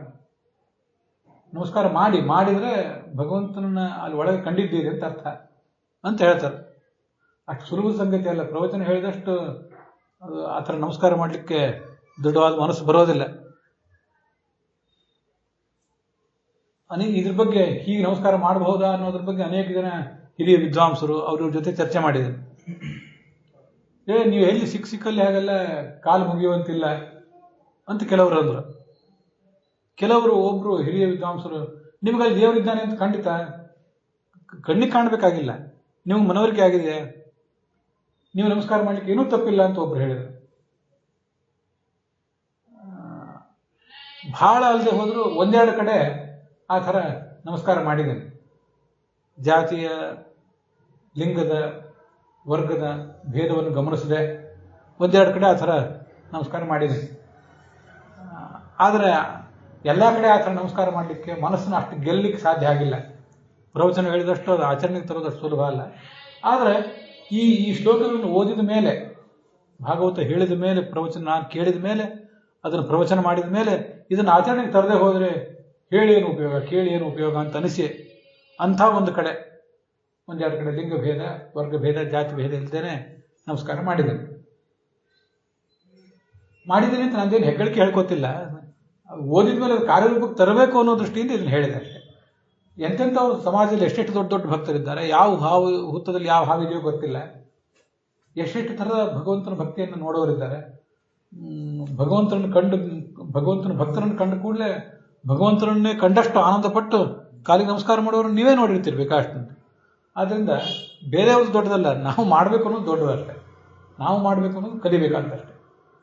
ಇದನ್ನೆಲ್ಲ ಹೇಳಿ ಕೇಳಿ ಅವ್ರಿಗೆ ಭಾರಿ ಆನಂದ ಆಗಿಬಿಡ್ತು. ಅವರೆಲ್ಲ ಇವನು ಹೇಳಿದ್ದನ್ನೇ ಒಪ್ಕೊಂಡ್ಬಿಟ್ರು ದೈತ್ಯ ಬಾಲಕರು. ಈ ಕಡೆ ಶುಕ್ರಾಚಾರ್ಯರ ಮಗ ಷಂಡ, ಮರ್ಕ ಅಂತ ಇನ್ನೊಬ್ಬ, ಅವರಿಗೆಲ್ಲ ಏನು ಈ ಹುಡುಗರೆಲ್ಲ ಇಷ್ಟು ಹಾಳಾಗಿ ಹೋದ್ರಲ್ಲ, ಇನ್ನೊಬ್ಬ ಮಂಗ ತಾನು ಹಾಳಾಗೋದ್ರದ್ದು ಊರೆಲ್ಲ ಹಾಳು ಮಾಡಿತು ಅಂತ ಹೇಳಿ ನಮ್ಮ ಗುರುಕುಲೆಲ್ಲ ಹಾಳು ಮಾಡಿಬಿಟ್ಟ ಅಂತ ಅವ್ರಿಗೆ ಚಿಂತೆ ಆಯಿತು. ಈಗ ಹಿರಣ್ಯಕಶಿಪುವಿಗೆ ತಡೆದಿಕ್ಕಾಗಲಿಲ್ಲ. ಮಗನನ್ನು ನಾನೇ ಕೊಂದು ಬಿಡ್ತೀನಿ ಅಂತ ವಿಚಾರ ಮಾಡಿ ಅವನ್ನ ಕರ್ಕೊಂಬಂದ. ಪ್ರಹ್ಲಾದ ಮುಂದೆ ನಿಂತಿದ್ದ, ಕೈ ಮುಗಿದು ನಿಂತಿದ್ದ ತಂದೆಯವರಿಗೆ. ಅವನ ವಯಸ್ಸು, ಅವನ ಭಗವದ್ಭಕ್ತಿ ಇತ್ಯಾದಿಗಳನ್ನು ಗಮನಿಸಿದರೆ ದಂಡನೆಗೆ ಯೋಗ್ಯ ಅಲ್ಲ ಅವನು. ಆದರೆ ಹಿರಣ್ಯಕಶಿಪು ಅವನು ಬೈಲಿಕ್ಕೆ ಶುರು ಮಾಡಿ, ಮೂರ್ಖ ಕುಲಗೇಡಿ, ನಿನಗೆ ಕೊಂದೇ ಬಿಡ್ತೇನೆ ಅಂತ ಆಲೋಚನೆ ಮಾಡಿದ. ನಾನು ಕುಪಿತ ಆದರೆ ಇಡೀ ಲೋಕನೇ, 3 ಲೋಕವೇ ಹೆದರ್ತವೆ, ನಿನಗೇನು ಇಷ್ಟ ಧೈರ್ಯ, ಯಾರ ಶಕ್ತಿ ನಿನಗೆ ಧೈರ್ಯ ಕೊಟ್ಟಿದೆ, ಯಾರನ್ನು ನಂಬಿ ನನಗೆ ತಿರುಗಿ ನಿಂತಿದ್ದೆ. ಅದಕ್ಕೆ ಅವನೇನು ಹೇಳಿದ, ನ ಕೇವಲಂ ಮೇ ಭವತಶ್ಚ ರಾಜನ್ ಸವೈ ಬಲಂ ಬಲಿನಾಂ ಚಾಪರೇಶಾಂ. ರಾಜ ತಂದೆಯನ್ನು ಸಂಬೋಧನೆ ಮಾಡಿದ. ನನಗೆ ಮಾತ್ರ ಅಲ್ಲ, ನಿನಗೂ ಒಬ್ಬನೇ ಬಲ ಕೊಡೋ, ಈ ಜಗತ್ತಿಗೆಲ್ಲ ಬಲ ಕೊಡ್ಲಿಕ್ಕೆ ಇರೋವನು ಒಬ್ಬನೇ, ಸಮಸ್ತ ಪ್ರಪಂಚಕ್ಕೂ ಅವನೇ ಬಲ ಕೊಟ್ಟವನು. ನಿನಗೆ ಯಾರು ಬಲ ಕೊಟ್ಟನು? ನನಗೂ ಅವನೇ ಬಲ ಕೊಟ್ಟಿದ್ದಾನೆ. ಅವನು ಎಲ್ಲದಕ್ಕೂ ನಿಯಾಮಕ. ಎಷ್ಟು ಧೈರ್ಯ ಇರಬೇಕಲ್ಲ ಹುಡುಗನಿಗೆ. ಜಹಿ ಆಸುರಂ ಭಾವಂ, ನಿನ್ನ ಮನಸ್ಸಿನಲ್ಲಿ ಅಸುರ ಶಕ್ತಿ ತುಂಬಿಕೊಂಡಿದೆ, ದೈತ್ಯ ಶಕ್ತಿ ತುಂಬಿಕೊಂಡಿದೆ, ಅದನ್ನು ಕಿತ್ತೆಗಿ. ನಿನಗೆ ನಿಜವಾದ ಶತ್ರು ಅಂದರೆ ಬೇರೆ ಯಾರೂ ಅಲ್ಲ, ಯಾರೋ ಭಗವಂತನ ಭಕ್ತರು ನಿಂಗೆ ಶತ್ರು ಅಲ್ಲ, ನಿನ್ನ ಮನಸ್ಸೇ ನಿನ್ಗೆ ಶತ್ರು. ಅದನ್ನು ಬಿಡು. ತಂದೆಗೆ ನಿಂತು ಎದುರುಗಾಡಿ ನಿಂತು ಮಾತು, ಕಾಮ ಕ್ರೋಧ ಈ ಎಲ್ಲ ಶತ್ರುಗಳನ್ನು ಗೆಲ್ಲು. ಅದನ್ನು ಗೆಲ್ಲದೇನೆ ಹೊರಗೆ ಯಾರ್ಯಾರನ್ನು ಗೆದ್ವಿ, ಅವ್ರನ್ನ ಸೋಲಿಸಿದ್ವಿ, ಇವ್ರನ್ನ ಸೋಲಿಸಿದ್ವಿ ಅಂತ ಏನು ಹೇಳ್ಕೊಂಡು ಓಡಾಡ್ತೆ. ಇಲ್ಲ 3 ಲೋಕ ಗೆದ್ದೆ, ಪಾತಾಳ ಗೆದ್ದೆ, ಅದನ್ನ ಗೆದ್ದೆ ಅಂತೆಲ್ಲ ಹೇಳ್ತೆ. ನಿನ್ನ ಕಾಮಕ್ರೋಧವನ್ನೇ ನೀನು ಗೆದ್ಕೊಂಡಿಲ್ಲ. ಹಿರಣ್ಯಕಶಿಪುವಿಗೆ ಮೈ ಉರಿತು. ಆಯಿತು, ನನ್ನ ಕೈಯಿಂದ ನೀನು ಸಾಯಬೇಕು ಅಂತ ಹೊರಟಿದ್ದೀನಿ ತೀರ್ಮಾನ ಆಯ್ತು. ಈಗ ಎಲ್ಲ ಕಡೆ ಇದ್ದಾನಲ್ಲ, ಎಲ್ಲ ಕಡೆ ಇದ್ದಾನೆ ಭಗವಂತ ಅಂತ ಹೇಳ್ತಿದ್ಯಲ್ಲ, ಅವನು ಅಕಸ್ಮಾತ್ ಸ್ತಂಭೇನ ದೃಶ್ಯತೆ. ನಮ್ಮ ಎದುರಿಗೆ ಈ ಕಂಬ ಇದೆಯಲ್ಲ, ಈ ಕಂಬದಲ್ಲಿ ಯಾಕೆ ಕಾಣ್ತಿಲ್ಲ ಅವನು? ಆ ಭಗವಂತನನ್ನು ಹೊಳ್ತಿದ್ಯಲ್ಲ, ನಿನ್ನ ತಲೆನೇ ಕತ್ತರಿಸ್ತೇನೆ, ಖಡ್ಗ ತಗೋತೇನೆ, ನಿನ್ನ ತಲೆ ಕತ್ತರಿಸ್ಕೊಂಡಿದ್ದೇನೆ, ಆ ಭಗವಂತ ಬಂದು ರಕ್ಷಿಸೋದಿದ್ರೆ ರಕ್ಷಿಸಲಿ ಅಂಥೇಳಿ ಕೈಯಲ್ಲಿ ಅವನ ಮಗನನ್ನು ದುರ್ಗುಟ್ಟಿ ನೋಡಿದ. ಕೈಯಲ್ಲಿ ಖಡ್ಗ ತಗೊಂಡು ಆ ಮೊದಲು ತನ್ನ ಮುಷ್ಟಿಯಿಂದ ಕಂಬಕ್ಕೆ ಗುದ್ದಿದ. ಎದುರಿಗಿರುವ ಮಗನನ್ನು ಕೊಲ್ಲಿಕ್ಕೆ ಇನ್ನೂ ಹೋಗಿದ್ದಿಲ್ಲ. ಪ್ರಾಯ ಕೊಲ್ಲಬೇಕು ಅಂತ ಅನ್ಕೊಂಡಿದ್ದ, ಆದರೆ ಕೊಲ್ಲಿಕ್ಕೆ ಅವನಿಗೂ ಅಷ್ಟು ಮನಸ್ಸಾಗಿರ್ಲಿಕ್ಕಿಲ್ಲ. ಏನಾದರೂ ಮಗನೇ ಅಲ್ಲ, ನಿನ್ನನ್ನು ಕೊಲ್ತೇನೆ, ಈಗ ಭಗವಂತ ಬಂದು ರಕ್ಷಿಸಲಿ ಅಂತಂದ. ಹಾಗಾದ್ರೆ ಖಡ್ಗ ತಗೊಂಡು ಮೊದಲು ಆ ಮಗನ ಮೇಲೆ ಪ್ರಯೋಗ ಮಾಡಬೇಕಿತ್ತು, ಅದನ್ನು ಮಾಡಲಿಲ್ಲ ಅಂತ ಕಾಣಿಸ್ತು. ಅವನು ಕಂಬಕ್ಕೆ ಹೊಡೆದ. ಸ್ತಂಭಂ ತತಾಡಾತಿ ಬಲಸ್ವ ಮುಷ್ಟಿನ. ಇನ್ನು ಕೆಲವು ಬೇರೆ ಪುರಾಣಗಳಲ್ಲಿ ಪಾದದಿಂದ ಗುದ್ದಿದ, ಕಾಲಿನಿಂದ ಗುದ್ದಿದ ಅಂತ ವರ್ಣನೆ ಇದೆ. ಅಂತೂ ಕೆಲವು ಕಡೆ ಗದೆಯಿಂದ ಹೊಡೆದ ಅಂತ ನೀವು ಕೇಳಿರ್ತೀರಿ. ಗದೆಯಿಂದ ಹೊಡೆದದ್ದಲ್ಲಿ ಕೇಳಿಲ್ಲ, ಮುಷ್ಟಿಯಿಂದ ಗುದ್ದಿದ. ಮುಷ್ಟಿಯಿಂದ ಗುದ್ದಿದ ಕೂಡಲೇ ಆ ಬ್ರಹ್ಮಾಂಡ, ಆ ಕಂಬದ ಒಳಗಿಂದ ಒಂದು ಭಯಾನಕವಾದ ನಾದ ಹೊರಗೆ ಬಂತು. ಇಡೀ ಬ್ರಹ್ಮಾಂಡವು, ಇಡೀ 3 ಲೋಕ ಎಲ್ಲ ಸ್ಫೋಟ ಆಗೋಯ್ತೇನೋ ಅನ್ನುವಂಥ ಮಹಾ ಸ್ಫೋಟ. ಬ್ರಹ್ಮಾದಿ ದೇವತೆಗಳಿಗೆ ಭಯವೇ ಆಯ್ತು, ಏನು ನಮ್ಮ ಲೋಕ ಎಲ್ಲ ನಾಶ ಆಗುವ ಸಂದರ್ಭ ಬಂತಿದ್ದು ಅಂತ. ಇದಾದ್ಮೇಲೆ ಮಗನನ್ನು ಕೊಲ್ಲಬೇಕು ಅಂತ ಹೋದ. ಆವಾಗ ಹಿಂದೆಂದೂ ತನಗೆ ಜೀವಮಾನದಲ್ಲೇ ಕೇಳದೇ ಇರುವಂಥ ಒಂದು ಮಹಾಧ್ವನಿ ಕೇಳಿದ. ಅಸುರರು ಹೆದರಿದರು, ನಾಯಕರೆಲ್ಲ, ಉಳಿದ ಸೇನಾಪತಿಗಳೆಲ್ಲ ಹೆದರಿದರು. ಅದು ಎಲ್ಲಿಂದ ಬಂತು ಅಂತ ಕಾಣಲಿಲ್ಲ ಆ ಧ್ವನಿ ಅವನು. ಆಗ ಸತ್ಯಂ ವಿಧಾತಂ ನಿಜಭೃತ್ಯ ಭಾಷಿತಂ ವ್ಯಾಪ್ತಂ ಚ ಭೂತೇಶು ಅಖಿಲೇಶು ಚಾತ್ಮನಃ ಅದೃಶ್ಯತ ಅತ್ಯದ್ಭುತ ರೂಪಮುದ್ವಹನ್ ಸ್ತಂಭೆ ಸಭಾಯಾಂ ನ ಮೃಗಂ ನ ಮಾನುಷಂ. ಆಗ ಕಂಬದಿಂದ ನರಸಿಂಹ ಹೊರಗೆ ಬಂತು. ತನ್ನ ಸೇವಕರು ಆಡಿದ ಮಾತನ್ನು ಸತ್ಯ ಮಾಡಬೇಕಾಗಿತ್ತು ಅವನಿಗೆ. ಮತ್ತೆ ಜಗತ್ತಿನಲ್ಲಿ ಎಲ್ಲ ಕಡೆ ತಾನಿದ್ದೇನೆ ಅನ್ನೋದನ್ನು ತೋರಿಸ್ಬೇಕಾಗಿತ್ತು. ಮತ್ತೆ ಮನುಷ್ಯನಿಂದ ಸಾವು ಬರಬಾರ್ದು ಹಿರಣ್ಯಕಶಿಪುವಿಗೆ, ಪ್ರಾಣಿಯಿಂದ ಸಾವು ಬರಬಾರ್ದು. ಹುಟ್ಟಿ ಅಲ್ಲಿ ಕಾಣಿಸ್ಕೊಂಡ ವ್ಯಕ್ತಿತ್ವ ಅಂತ ಒಂದು ಪರ್ಸನಾಲಿಟಿ ಇತ್ತಲ್ಲ, ಅದು ಮನುಷ್ಯನೂ ಅಲ್ಲ, ಅದು ಮೃಗವೂ ಅಲ್ಲ. ಯಾಕೆಂದ್ರೆ ಮೇಲೆ ಸಿಂಹದ ತಲೆ, ಕೆಳಗೆ ಮನುಷ್ಯನ ಶರೀರ, ಭಯಾನಕವಾದ ರೂಪ. ಅಂಥ ರೂಪವನ್ನು ತಾಳ್ದವನು ಹೊರಗೆ ಬಂದ. ನಿಜಭೃತ್ಯ ಭಾಷಿತಂ ಅಂತಾರಲ್ಲ, ಅದೆಷ್ಟು ಅದ್ಭುತವಾದ ಮಾತು ಅಂದರೆ, ತನ್ನ ಸೇವಕರು ಹೇಳಿದ ಮಾತು, ಸೇವಕ ಹೇಳಿದ ಮಾತು. ಯಾರು ಸೇವಕರು ಹೇಳಿದ ಮಾತು? ಸೇವಕ ಪ್ರಹ್ಲಾದ, ಅವನು ಹೇಳಿದ್ದ ಪರಮಾತ್ಮ ಎಲ್ಲ ಕಡೆ ಇದ್ದಾನೆ. ಅದಕ್ಕೆ ಕಂಬದಿಂದಲೇ ಹೊರಗೆ ಬಂದ. ರಾಮನಾದಾಗ ದಶರಥನಿಂದ ಕೌಸಲ್ಯಿಂದ ಹುಟ್ಟಿದ್ದ, ಕೃಷ್ಣನಾದಾಗ ವಸುದೇವ ದೇವಕಿಯರಿಂದ ಹುಟ್ಟಿದ್ದ. ನನಗೆ ಹುಟ್ಟಲಿಕ್ಕೆ, ನನಗೆ ಅವತಾರ ಮಾಡಲಿಕ್ಕೆ ತಾಯಿ ತಂದೆ ಬೇಕಾಗಿಲ್ಲ. ಮತ್ಸ್ಯ, ಕೂರ್ಮ, ವರಾಹ, ನರಸಿಂಹ, ವಾಮನ, ರಾಮ, ಕೃಷ್ಣ, ಬುದ್ಧ, ಕಲ್ಕಿ ಅಂತ ಅವತಾರ ಇದೆಯಲ್ಲ, ಎಷ್ಟೋ ಅವತಾರಗಳು ತಂದೆ ತಾಯಿಯಿಂದ ಹುಟ್ಟಿತ್ತು. ಪರಶುರಾಮ, ಇವೆಲ್ಲನೂ ಪರಶುರಾಮ, ರಾಮ, ಕೃಷ್ಣ, ಬುದ್ಧ ಇವೆಲ್ಲನೂ. ಆದರೆ ವರಾಹ ಮತ್ತು ನರಸಿಂಹ ಮಾತ್ರ, ಹಾಗೆ ಮತ್ಸ್ಯ, ಕೂರ್ಮ ಅವು ಕೂಡ ತಂದೆ ತಾಯಿಯಿಂದ ಹುಟ್ಟಿದ್ದಲ್ಲ. ನನಗೆ ಹುಟ್ಟಲಿಕ್ಕೆ ತಂದೆ ತಾಯಿದ್ರೆ ಬೇಕಾಗಿಲ್ಲ ಅಂತ ತೋರಿಸ್ಕೊಂಡ. ಎಲ್ಲ ಕಡೆ ಇದ್ದಾನೆ ಅಂತ ತೋರಿಸ್ಕೊಳ್ಳಿಕ್ಕೋಸ್ಕರ ಆ ಪ್ರಹ್ಲಾದ ಹೇಳಿದಂತೆ ಅವನ ಮಾತು ನಿಜ ಆಗಬೇಕಲ್ಲ. ಹಾಗಾದರೆ ತನ್ನ ಸೇವಕ ಅಂದ್ರೆ ಪ್ರಹ್ಲಾದ, ತನ್ನ ಸೇವಕರು ಅಂದರೆ ಜಯವಿಜಯರು. ಎಷ್ಟು ಮಾತಿಗೆ ಅರ್ಥ ಇದೆ ಅಂದರೆ ಮಾತಿಗೆ, ಜಯವಿಜಯರಿ ತಾನೇ ಹೇಳಿದ್ನಲ್ಲ, ನಾನೇ ನಿಮ್ಮನ್ನು ಬಂದು ಕೊಲ್ತೇನೆ, ನಿಮ್ಮನ್ನು ರಕ್ಷಿಸ್ತೇನೆ ಅಂತ. ಆ ಮಾತು ಸತ್ಯ ಆಗಬೇಕು. ತನ್ನ ಸೇವಕರು ಸನಕಾದಿಗಳು, ಅವರು ಶಾಪ ಕೊಟ್ಟಿದ್ರು. ಹಾಗಾಗಿ ನಿಜ ಭೃತ್ಯ ಅಂದರೆ ಸನಕಾದಿಗಳು ಹೌದು. ಇಷ್ಟೆಲ್ಲ ಅರ್ಥ ಇದೆ. ಮುಖ್ಯವಾಗಿ ಅವನ ಸೇವಕರು ಅಂದರೆ ನಾವೆಲ್ಲ, ಅದೆಷ್ಟೋ ಕಾಲ ಆಯ್ತು, ಈಗ ನರಸಿಂಹನ ಅವತಾರ ಆಗಿ ಅದೆಷ್ಟೋ ಕಾಲ ಆಯ್ತಲ್ಲ. ನಮ್ಮ ಹತ್ರಲ್ಲ ಕುತ್ಕೊಂಡು ಪ್ರವಚನ ಹೇಳ್ತಿದ್ದೀವಲ್ಲ, ಕೇಳ್ತಿದ್ದೀವಲ್ಲ.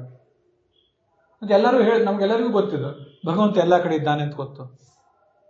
ನಾವೆಲ್ಲ ನಮ್ಮ ಮಕ್ಕಳಿಗೆ ಅದನ್ನೇ ಹೇಳ್ತಾ ಬಂದಿದ್ದೀವಿ. ಪ್ರವಚನ ಹೇಳೋರು ನಾವು ಹೇಳ್ತಿದ್ದೀವಿ, ಹೌದು. ಉಳಿದವರು ಪ್ರವಚನ ಹೇಳದೆ ಹೋದ್ರು ನಮ್ಮ ಮಕ್ಕಳಿಗಾದ್ರೂ ಹೇಳ್ತಿದ್ದಾರೆ. ನಮ್ಮ ಮಕ್ಕಳೇ ನಮ್ಮನ್ನು ಕೇಳಿದ್ದಾರೆ, ಎಲ್ಲಿದ್ದಾರೆ ಭಗವಂತ. ಎಲ್ಲ ಅಲ್ಲಿ ಅಲ್ಲಿ ಅಲ್ಲಿ ದೇವ್ರ ಗುಡಿಯೊಳಗಿರ್ತಾನೆ, ಮಂಗನೊಳಗಿರ್ತಾನೆ, ಆಕಳದೊಳಗಿರ್ತಾನೆ, ಎಲ್ಲಿರ್ತಾನೆ ಭಗವಂತ ಅಂತ ನಮ್ಮ ಮಕ್ಕಳೇ ನಮ್ಮನ್ನು ಕೇಳಿದ್ದಿದೆ. ಮಂಗವೇ ದೇವರ, ಆಕಳೇ ದೇವರ, ಅಲ್ಲ ಆಕಳ ದೇವರಲ್ಲ, ಆಕಳನೊಳಗೆ ದೇವರು, ಮಂಗವೇ ದೇವರಲ್ಲ, ಮಂಗದೊಳಗೆ ದೇವರು, ದೇವರು ಎಲ್ಲ ಕಡೆ ಇದ್ದಾನೆ ಅಂತ ನಾವು ಹೇಳ್ತಾನೆ ಬಂದಿದ್ದೀವಿ. ನಾವು ಚಿಕ್ಕ ಮಕ್ಕಳಿದ್ದಾಗ ನಮ್ಮ ಅಜ್ಜ ಅಜ್ಜಿ ತಂದೆ ತಾಯಿಯಿಂದ ಕೇಳಿದ್ದೀವಿ, ಗುರುಗಳಿಂದ ಕೇಳಿದ್ದೀವಿ, ನಮ್ಮ ಮಕ್ಕಳಿಗೂ ಅದನ್ನೇ ಹೇಳಿದ್ದೇವೆ. ಬದುಕಿದ್ರೆ ಮೊಮ್ಮಕ್ಕಳಿಗೂ ಹೇಳ್ತೇವೆ.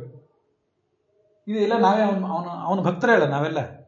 ಆದ್ರಿಂದ ಅವನ ಭಕ್ತರು ಅಂದ್ರೆ ಪ್ರಹ್ಲಾದ ಹೌದು, ಸನಕ ಸನಂದರ ಹೌದು, ಜಯ ವಿಜಯರು ಹೌದು, ಎಲ್ಲರಿಗೂ ಕೊಟ್ಟ ಮಾತನ್ನು ನಡೆಸಬೇಕು. ಹೀಗೆ ಅವನ ಭಕ್ತರು ಹೇಳಿದ ಮಾತು ಅದನ್ನು ನಡೆಸಬೇಕಾಗಿತ್ತು ಅವನಿಗೆ. ಅದಕ್ಕಾಗಿ ಹೊರಗೆ ಬಂದ. ವ್ಯಾಪ್ತಿಂಚ ಭೂತೇಶ, ಎಲ್ಲ ಕಡೆ ಇದ್ದೇನೆ, ಜಡದಲ್ಲಿದ್ದೀನಿ, ಚೇತನದಲ್ಲಿದ್ದಾನೆ, ಎಲ್ಲ ಕಡೆ ಇದ್ದೇನೆ ನಾನು. ಈ ಹಿರಣ್ಯಕಶಿಪು ಸುತ್ತಮುತ್ತಲು ನೋಡಿದ, ಎಲ್ಲಿದ ಶಬ್ದ ಅಂತ.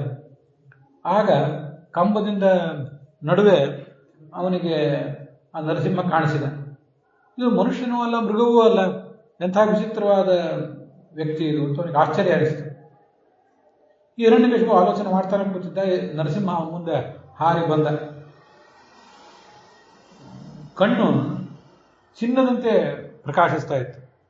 ಯಾವುದೋ ಗಿರೀಟ್ ಮಾಡಿದ ಚಿನ್ನ ಅಲ್ಲ, ಅಪರಂಜಿ ಚಿನ್ನದಂತೆ. ಅದರ ಬೆಳಕಿಗೆ ಇವನ ಕಣ್ಣೇ ಕುಕ್ಕಿ ಹೋಯಿತು.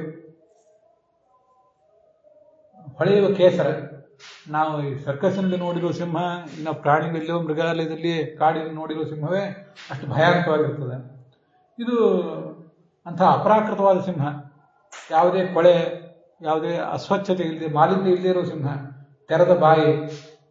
ಸಿಂಹಕ್ಕಾದರೂ ಏನಾದರೂ ಒಂದಿಷ್ಟು ಯಾವಾಗಾದ್ರೂ ಆಹಾರ ಸಿಗದೆ ಇದ್ದಾಗ ಒಂದು ದೈನ್ಯತೆ ಇರ್ತದೆ, ಒದ್ದಾಡ್ತಿರ್ತದೆ ಪಾಪ ಅದು. ಅದು ಈ ಸಿಂಹ ಆಗಲ್ಲ. ಜಗತ್ತಿನಿಂದ ಯಾವುದೇ ಭಯ ಅದಕ್ಕಿಲ್ಲ. ಮತ್ತೆ ಜಗತ್ತಿನಲ್ಲೇ ದುರ್ಜನರಿಗೆ ಭಯ ಕೊಟ್ಟಿಗೆ ಬಂದ ರೂಪ. ಕೋರೆ ದಾಡೆ. ಆ ನಾಲಿಗೆ ಹೊರಗೆ ತೆಗೆದ್ರೆ ಆ ನಾಲಿಗೆನೇ ಒಂದು ದೊಡ್ಡ ದೊಡ್ಡ ಚಾಕು ಇದ್ದಂತೆ, ಚೂರಿ ಇದ್ದಂತೆ ನಾಲಿಗೆ, ಅಷ್ಟು ತೀಕ್ಷ್ಣವಾದ ನಾಲಿಗೆ. ಕಿವಿಗಳು ಆ ಸಿಂಹದ ಕಿವಿ ಮೇಲೆ ನಿಬಿರಿ ನಿಂತಿರ್ತಾವೆ, ಅಂತ ಕಿವಿ. ಪರ್ವತದ ಗವಿ ದೊಡ್ಡ ಗುಹೆ ಇದ್ದಂತೆ ಆ ಬಾಯಿ, ಮೂಗಿನ ಹೊರಳೆ. ಅದು ನೋಡಿದವರಿಗೆ ಎದೆ ನಡಗಬೇಕು. ಒಂದು ಸಣ್ಣ ಶರೀರ, ಇವನೊಂದು 6 ಅಡಿಯೋ 10 ಅಡಿಯೋ ಇದ್ದ ಹಿರಣ್ಯಕಶಿಪು. ಅದಕ್ಕೆ ತಕ್ಕಂತೆ ಅದು ಇರಲಿಲ್ಲ. ಅದು ಆಕಾಶವನ್ನೇ ಮುಟ್ಟುವ ಶರೀರ, ಮತ್ತೆ ಅಗಲವಾದ ಎದೆ, ಬಿಳಿ ಕೂದಲು, ಎಷ್ಟು ಕೈ ಇದನ್ನು ಗಮನಿಸಬೇಕು. ವಿಶ್ವಭುಜಾನೀಕ ಶತೈಹಿ ನಕಾಯುಧಂ. ಬರೀ 2 ಕೈಯಲ್ಲ, 4 ಕೈಯಲ್ಲ. ಸಾಮಾನ್ಯವಾಗಿ ಶಂಖ ಚಕ್ರ, ಒಂದು ಈ ವರಹಸ್ತ, ಇನ್ನೊಂದು ಕಡೆಯಿಂದ ಲಕ್ಷ್ಮೀದೇವಿಯನ್ನು ಬಳಸಿ ಕೂತ ರೂಪ ಇರ್ತದೆ. ಅದು 4 ಭುಜ. 4 ಇರ್ತದೆ, 8 ಇರ್ತದೆ, 12 ಇರ್ತದೆ.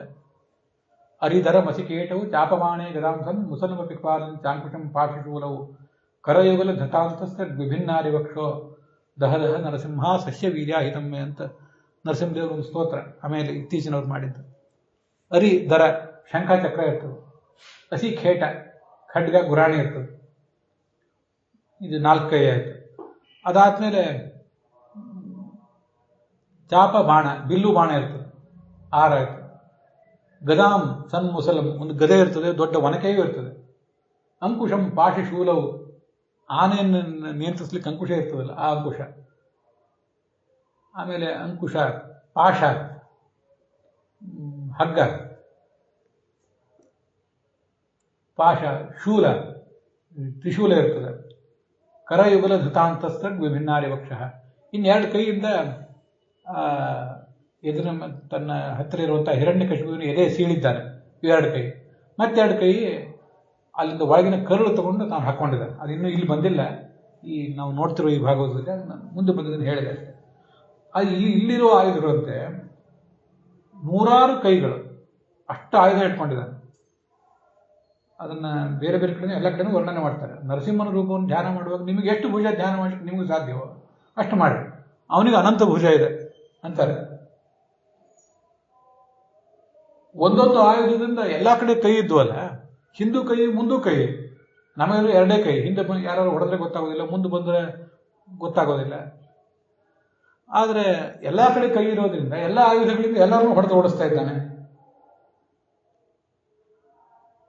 ಇವನು ಅಂದ್ಕೊಂಡ, ನನ್ನ ಸಹಜ ಶತ್ರು ಆ ಭಗವಂತ ಇವನೇ ಇದ್ದಿರಬೇಕು, ಮಗನನ್ನು ಕೊಲ್ಲಿಕ್ಕೆ ಹೊರಟಿದ್ದೇನಲ್ಲ, ನನ್ನನ್ನೇ ಕೊಲ್ಲಿಕ್ಕೆ ಬಂದಿದ್ದಾನೆ ಇವನು ಅಂತ ಗೊತ್ತಾಯ್ತು. ಆವಾಗ ಕೈಯಲ್ಲಿ ಗದೆ ತಗೊಂಡ, ಆ ಸಿಂಹದ ಮೇಲೆ ಏರಿ ಹೋದ. ಅದು ಹೇಗಿತ್ತಂದ್ರೆ ಒಂದು ಪತಂಗ ಹುಳ ಬೆಂಕಿಗೆ ಹೋಗಿ ಬೀಳೋಗಿತ್ತದು, ಅಂತ ಕ್ಷುದ್ರ. ಅಲ್ಲಿ ಹೋದರೆ ಅವನ ಕಣ್ಣಿಗೆ ಕಾಣಲಿಲ್ಲ. ಹಿರಣ್ಯಕಶಿಪು ನರಸಿಂಹನ ಮೇಲೆ ಏರಿ ಹೋದರೆ ನರಸಿಂಹನ ಆ ಬೆಳಕು ಮಹಾಪ್ರಕಾಶ, ಆ ಪ್ರಕಾಶದ ಮುಂದೆ ಇವನು ಕಣ್ಣಿಗೆ ಕಾಣಲಿಲ್ಲ, ಯಾರಿಗೆ ಎಲ್ಲಿ ಹೋದ ಅಂತ ಗೊತ್ತಾಗಲಿಲ್ಲ. ಯಾಕೆಂದ್ರೆ ಬಲ ಜ್ಞಾನ ಮಹಾಪ್ರಕಾಶ ಅವನು. ಸ್ವಲ್ಪ ಹೊತ್ತು ಅವನ ಜೊತೆ ಲೀಲೆಯಿಂದ ಇವನು ಯುದ್ಧ ಮಾಡಿದ. ಇವನು ಗದೆ ತಗೊಂಡ್ಮೇಲೆ ಅವನು ಹೊಡೆದ ಗದೆಯಲ್ಲಿ. ಆ ನರಸಿಂಹನೇ ಗದೆಯನ್ನು ಹಿಡ್ಕೊಂಡ್ಬಿಟ್ಟ. ಕೊನೆಗೆ ಒಂದು ಬಾರಿ ಹಿರಣ್ಯಕಶಿಪುವನ್ನು ಹಿಡಿದ. ಮತ್ತು ಒಂದು ಸ್ವಲ್ಪ ನಾನು ಹಿಡಿತ ಸಡಲು ಮಾಡಿದ. ಹಿರಣ್ಯಕಶಿಪು ಕೆಳಗೆ ಬಿದ್ದ. ಆವಾಗ ದೇವತೆಗಳೆಲ್ಲ ಕಾಯ್ತಾ ಇದ್ರು, ಯಾವಾಗ ಸಾಯ್ತಾನೆ ಹಿರಣ್ಯಕಶಿಪು ಅಂತ. ಕೈಯಿಂದ ತಪ್ಪಿಸ್ಕೊಂಡು ಬಿಟ್ನಲ್ಲ ಅಂತ ಸ್ವಲ್ಪ ಅವರಿಗೆ ಖೇದ ಅನಿಸ್ತು. ಅಸಾಧ್ವಮನ್ಯಂತ ಹತೌಚ ಸೋಮರಾಹ. ಆವಾಗ ನರಸಿಂಹ ಏನ್ ಮಾಡಿದ, ಮತ್ತೆ ಅವನನ್ನ ಹಿಡ್ಕೊಳ್ಳಿಕ್ಕೆ ಹೊರಟ. ಈ ಹಿರಣ್ಯಕಶಿಪುನಿಗೆ ಭ್ರಾಂತಿ, ನನ್ನ ಪರಾಕ್ರಮಕ್ಕೆ ನರಸಿಂಹನೇ ಹೆದರಿದ ಅಂತ ಒಂದು ಆಲೋಚನೆ. ಮತ್ತೆ ಕೈಯಲ್ಲಿ ಖಡ್ಗ ಹಿಡಿದ, ಗುರಾಣಿ ಹಿಡಿದ. ಈಗ ಇನ್ನೊಂದು ಬಾರಿ ಜೋರಾಗಿ ಅಟ್ಟಹಾಸ ಮಾಡಿ ಗರ್ಜನೆ ಮಾಡಿ ಹಾವು ಇಲಿಯನ್ನು ಹಿಡಿಯುವಂತೆ, ಗರುಡ ಹಾವನ್ನು ಹಿಡಿಯುವಂತೆ ಈ ಹಿರಣ್ಯಕಶಿಪುವನ್ನು ಹಿಡಿದ. ಅವನಿಗೆ ಭಯ ಆಯಿತು, ಕಣ್ಣೇ ಮುಚ್ಚಿಕೊಂಡ. ನೋವಿನಿಂದ ಕೈಕಾಲು ಚಡಪಡಿಸಿದ, ಕೈಕಾಲು ಬಡಿತಿದ್ದ. ಅವನನ್ನ ಒಂದು ಹಸ್ತಲ ಮೇಲೆ ಕೂತ್ಕೊಂಡ. ದ್ವಾರಿ ಊರ ವಾಪಾತ್ಯ ದದಾರ ಲೀಲೆಯ, ಇದ್ರ ಒಳಗೆ ಸಾವು ಬರಬಾರ್ದು, ಹೊರಗೆ ಸಾವು ಬರಬಾರ್ದು ಅಂತ ಕಂಡೀಷನ್ ಹಾಕಿದ್ದ. ಹೊಸ್ತಲ ಮೇಲೆ ಕೂಡಿಸ್ಕೊಂಡ. ಹೊಸ್ತಲ ಮೇಲೆ ಕೂಡಿಸ್ಕೊಂಡು ತೊಡೆ ಮೇಲೆ ಮಲಗಿಸಿದ. ತೊಡೆ ಮೇಲೆ ಮಲಗಿಸಿ ಅವನನ್ನು ತನ್ನ ಉಗುರಿನಿಂದ ಸೀಳಿದ. ಅವನು ಎದೆ ಹೊಟ್ಟೆ ಅದೆಲ್ಲ ಸೀಳಿ ಬಿಸಾಕಿದ. ಹಿಂದೆ ಇಂದ್ರ ವಜ್ರಾಯುಧದಿಂದ ಹೊಡೆದರೂ, ವೃತ್ರಾಸುರ ಇವನ್ನೆಲ್ಲ ವಜ್ರಾಯುಧದಿಂದ ಹೊಡೆದಿದ್ನಲ್ಲ, ಆ ವಜ್ರಾಯುಧಕ್ಕೂ ಬಗ್ಗದ ದೈತ್ಯ ಶರೀರ ಅವನು, ಆ ಹಿರಣ್ಯಕಶಿಪುವಿನ. ಉಗುರಿನಿಂದ ಅನಾಯಾಸವಾಗಿ ಸೀಳಿ ಹಾಕಿದ. ವಜ್ರನಖ ಅಂತ ಅವನನ್ನ ಶಾಸ್ತ್ರದಲ್ಲಿ ವರ್ಣನೆ ಮಾಡ್ತಾರೆ. ವಜ್ರ ಅಂದ್ರೆ ಬಹಳ ಕಠಿಣವಾದದ್ದಂಥದ್ದು ಲೋಹ. ಈ ಗಾಜಿನೆಲ್ಲ ಕತ್ತರಿಸುವಾಗ ವಜ್ರನ ಉಪಯೋಗ ಮಾಡ್ತಾರಂತ. ಅಂತ ವಜ್ರದಂತೆ ತೀಕ್ಷ್ಣವಾದ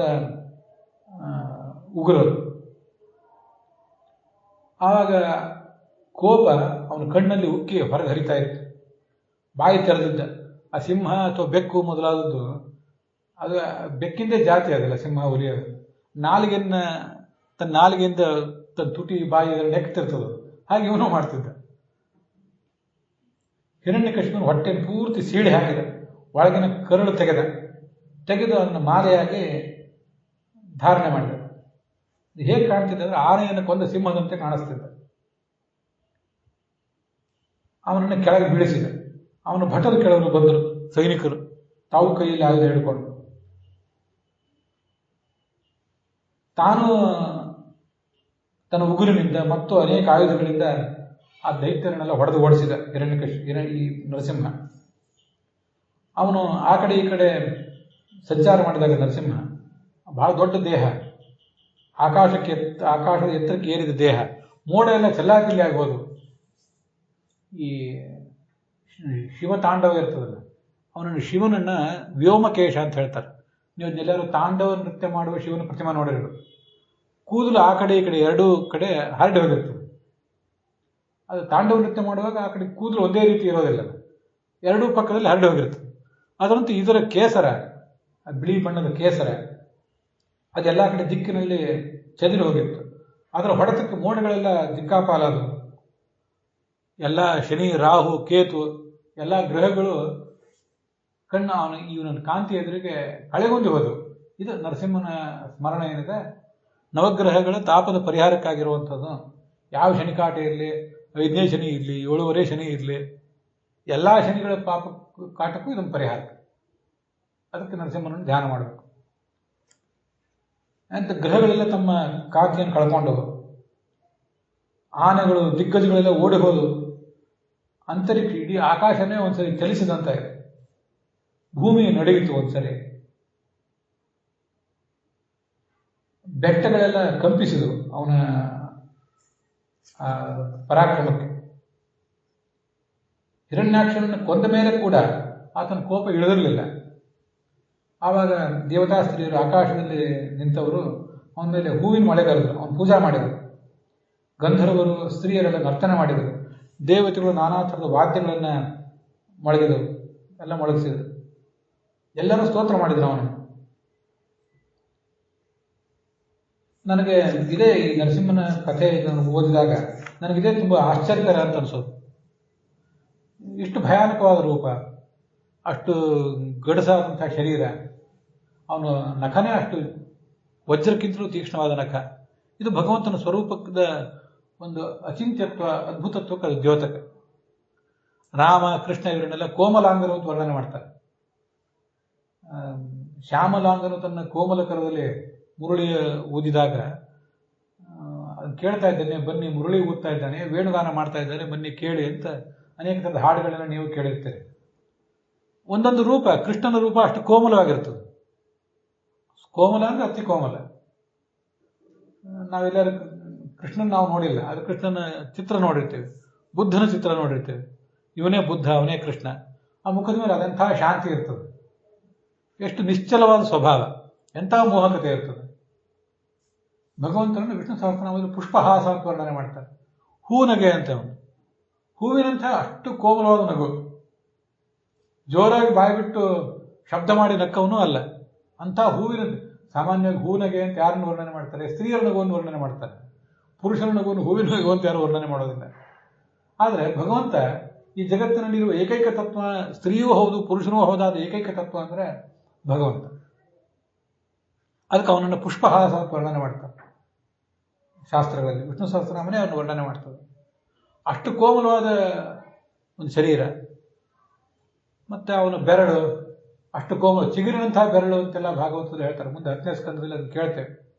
ಕೈ ಕಾಲು, ಆ ಕೃಷ್ಣ ಎಲ್ಲಾರು ನಡೆದು ಬಂದರೆ, ವೃಂದಾವನದಲ್ಲಿ ನಡೆದು ಬಂದರೆ ಅವನ ಪಾದಕ್ಕೆ ನೋವಾಗಬಾರ್ದು ಅಂತ ಆ ಗೋಪಸ್ತ್ರೀಯರು, ಅವನ ಪ್ರೇಯಸಿಯರು ತಮ್ಮ ಸೆರಗ ಕೆಳಗೆ ನೆಲದ ಮೇಲೆ ಹಾಸಿ ಅವನು ಕೂಡಿಸ್ತಿದ್ರು.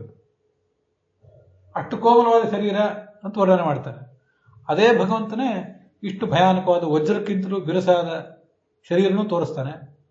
ಮತ್ತೆ ಅದನ್ನು ನಾವು ನೋಡಿದ್ದೇವೆ. ಅವನ ಧ್ವನಿ ಏನಾದರೂ ತೆಗೆದ್ರೆ ಆ ಕೋಮಲವಾದ ನಗುವನ್ನು ಕೃಷ್ಣನಾಗಿದ್ದಾಗ ನಕ್ಕ, ಆದರೆ ನರಸಿಂಹನಾಗಿ ವರಾಹನಾಗಿ ಆ ಶರೀರ ಅವನು ನಕ್ಕರೆ, ಜೋರಾಗಿ ಅಟ್ಟಹಾಸ ಮಾಡಿದರೆ ಗರ್ಭಿಣಿ ಸ್ತ್ರೀಯರಿಗೆ ಗರ್ಭಪಾತ ಆಗುವಷ್ಟು ಅದರ ಇಲ್ಲಿ ದೊಡ್ಡ ದೊಡ್ಡ ವಿಮಾನಗಳು, ರೈಲ್ವೆ ಇಂಜಿನ್ಗಳು ಮತ್ತು ಅದರ ಶಕ್ತಿಯನ್ನೆಲ್ಲ ಡೆಸಿಬಲ್ ಅಂತ ಅಳಿತಾರೆ.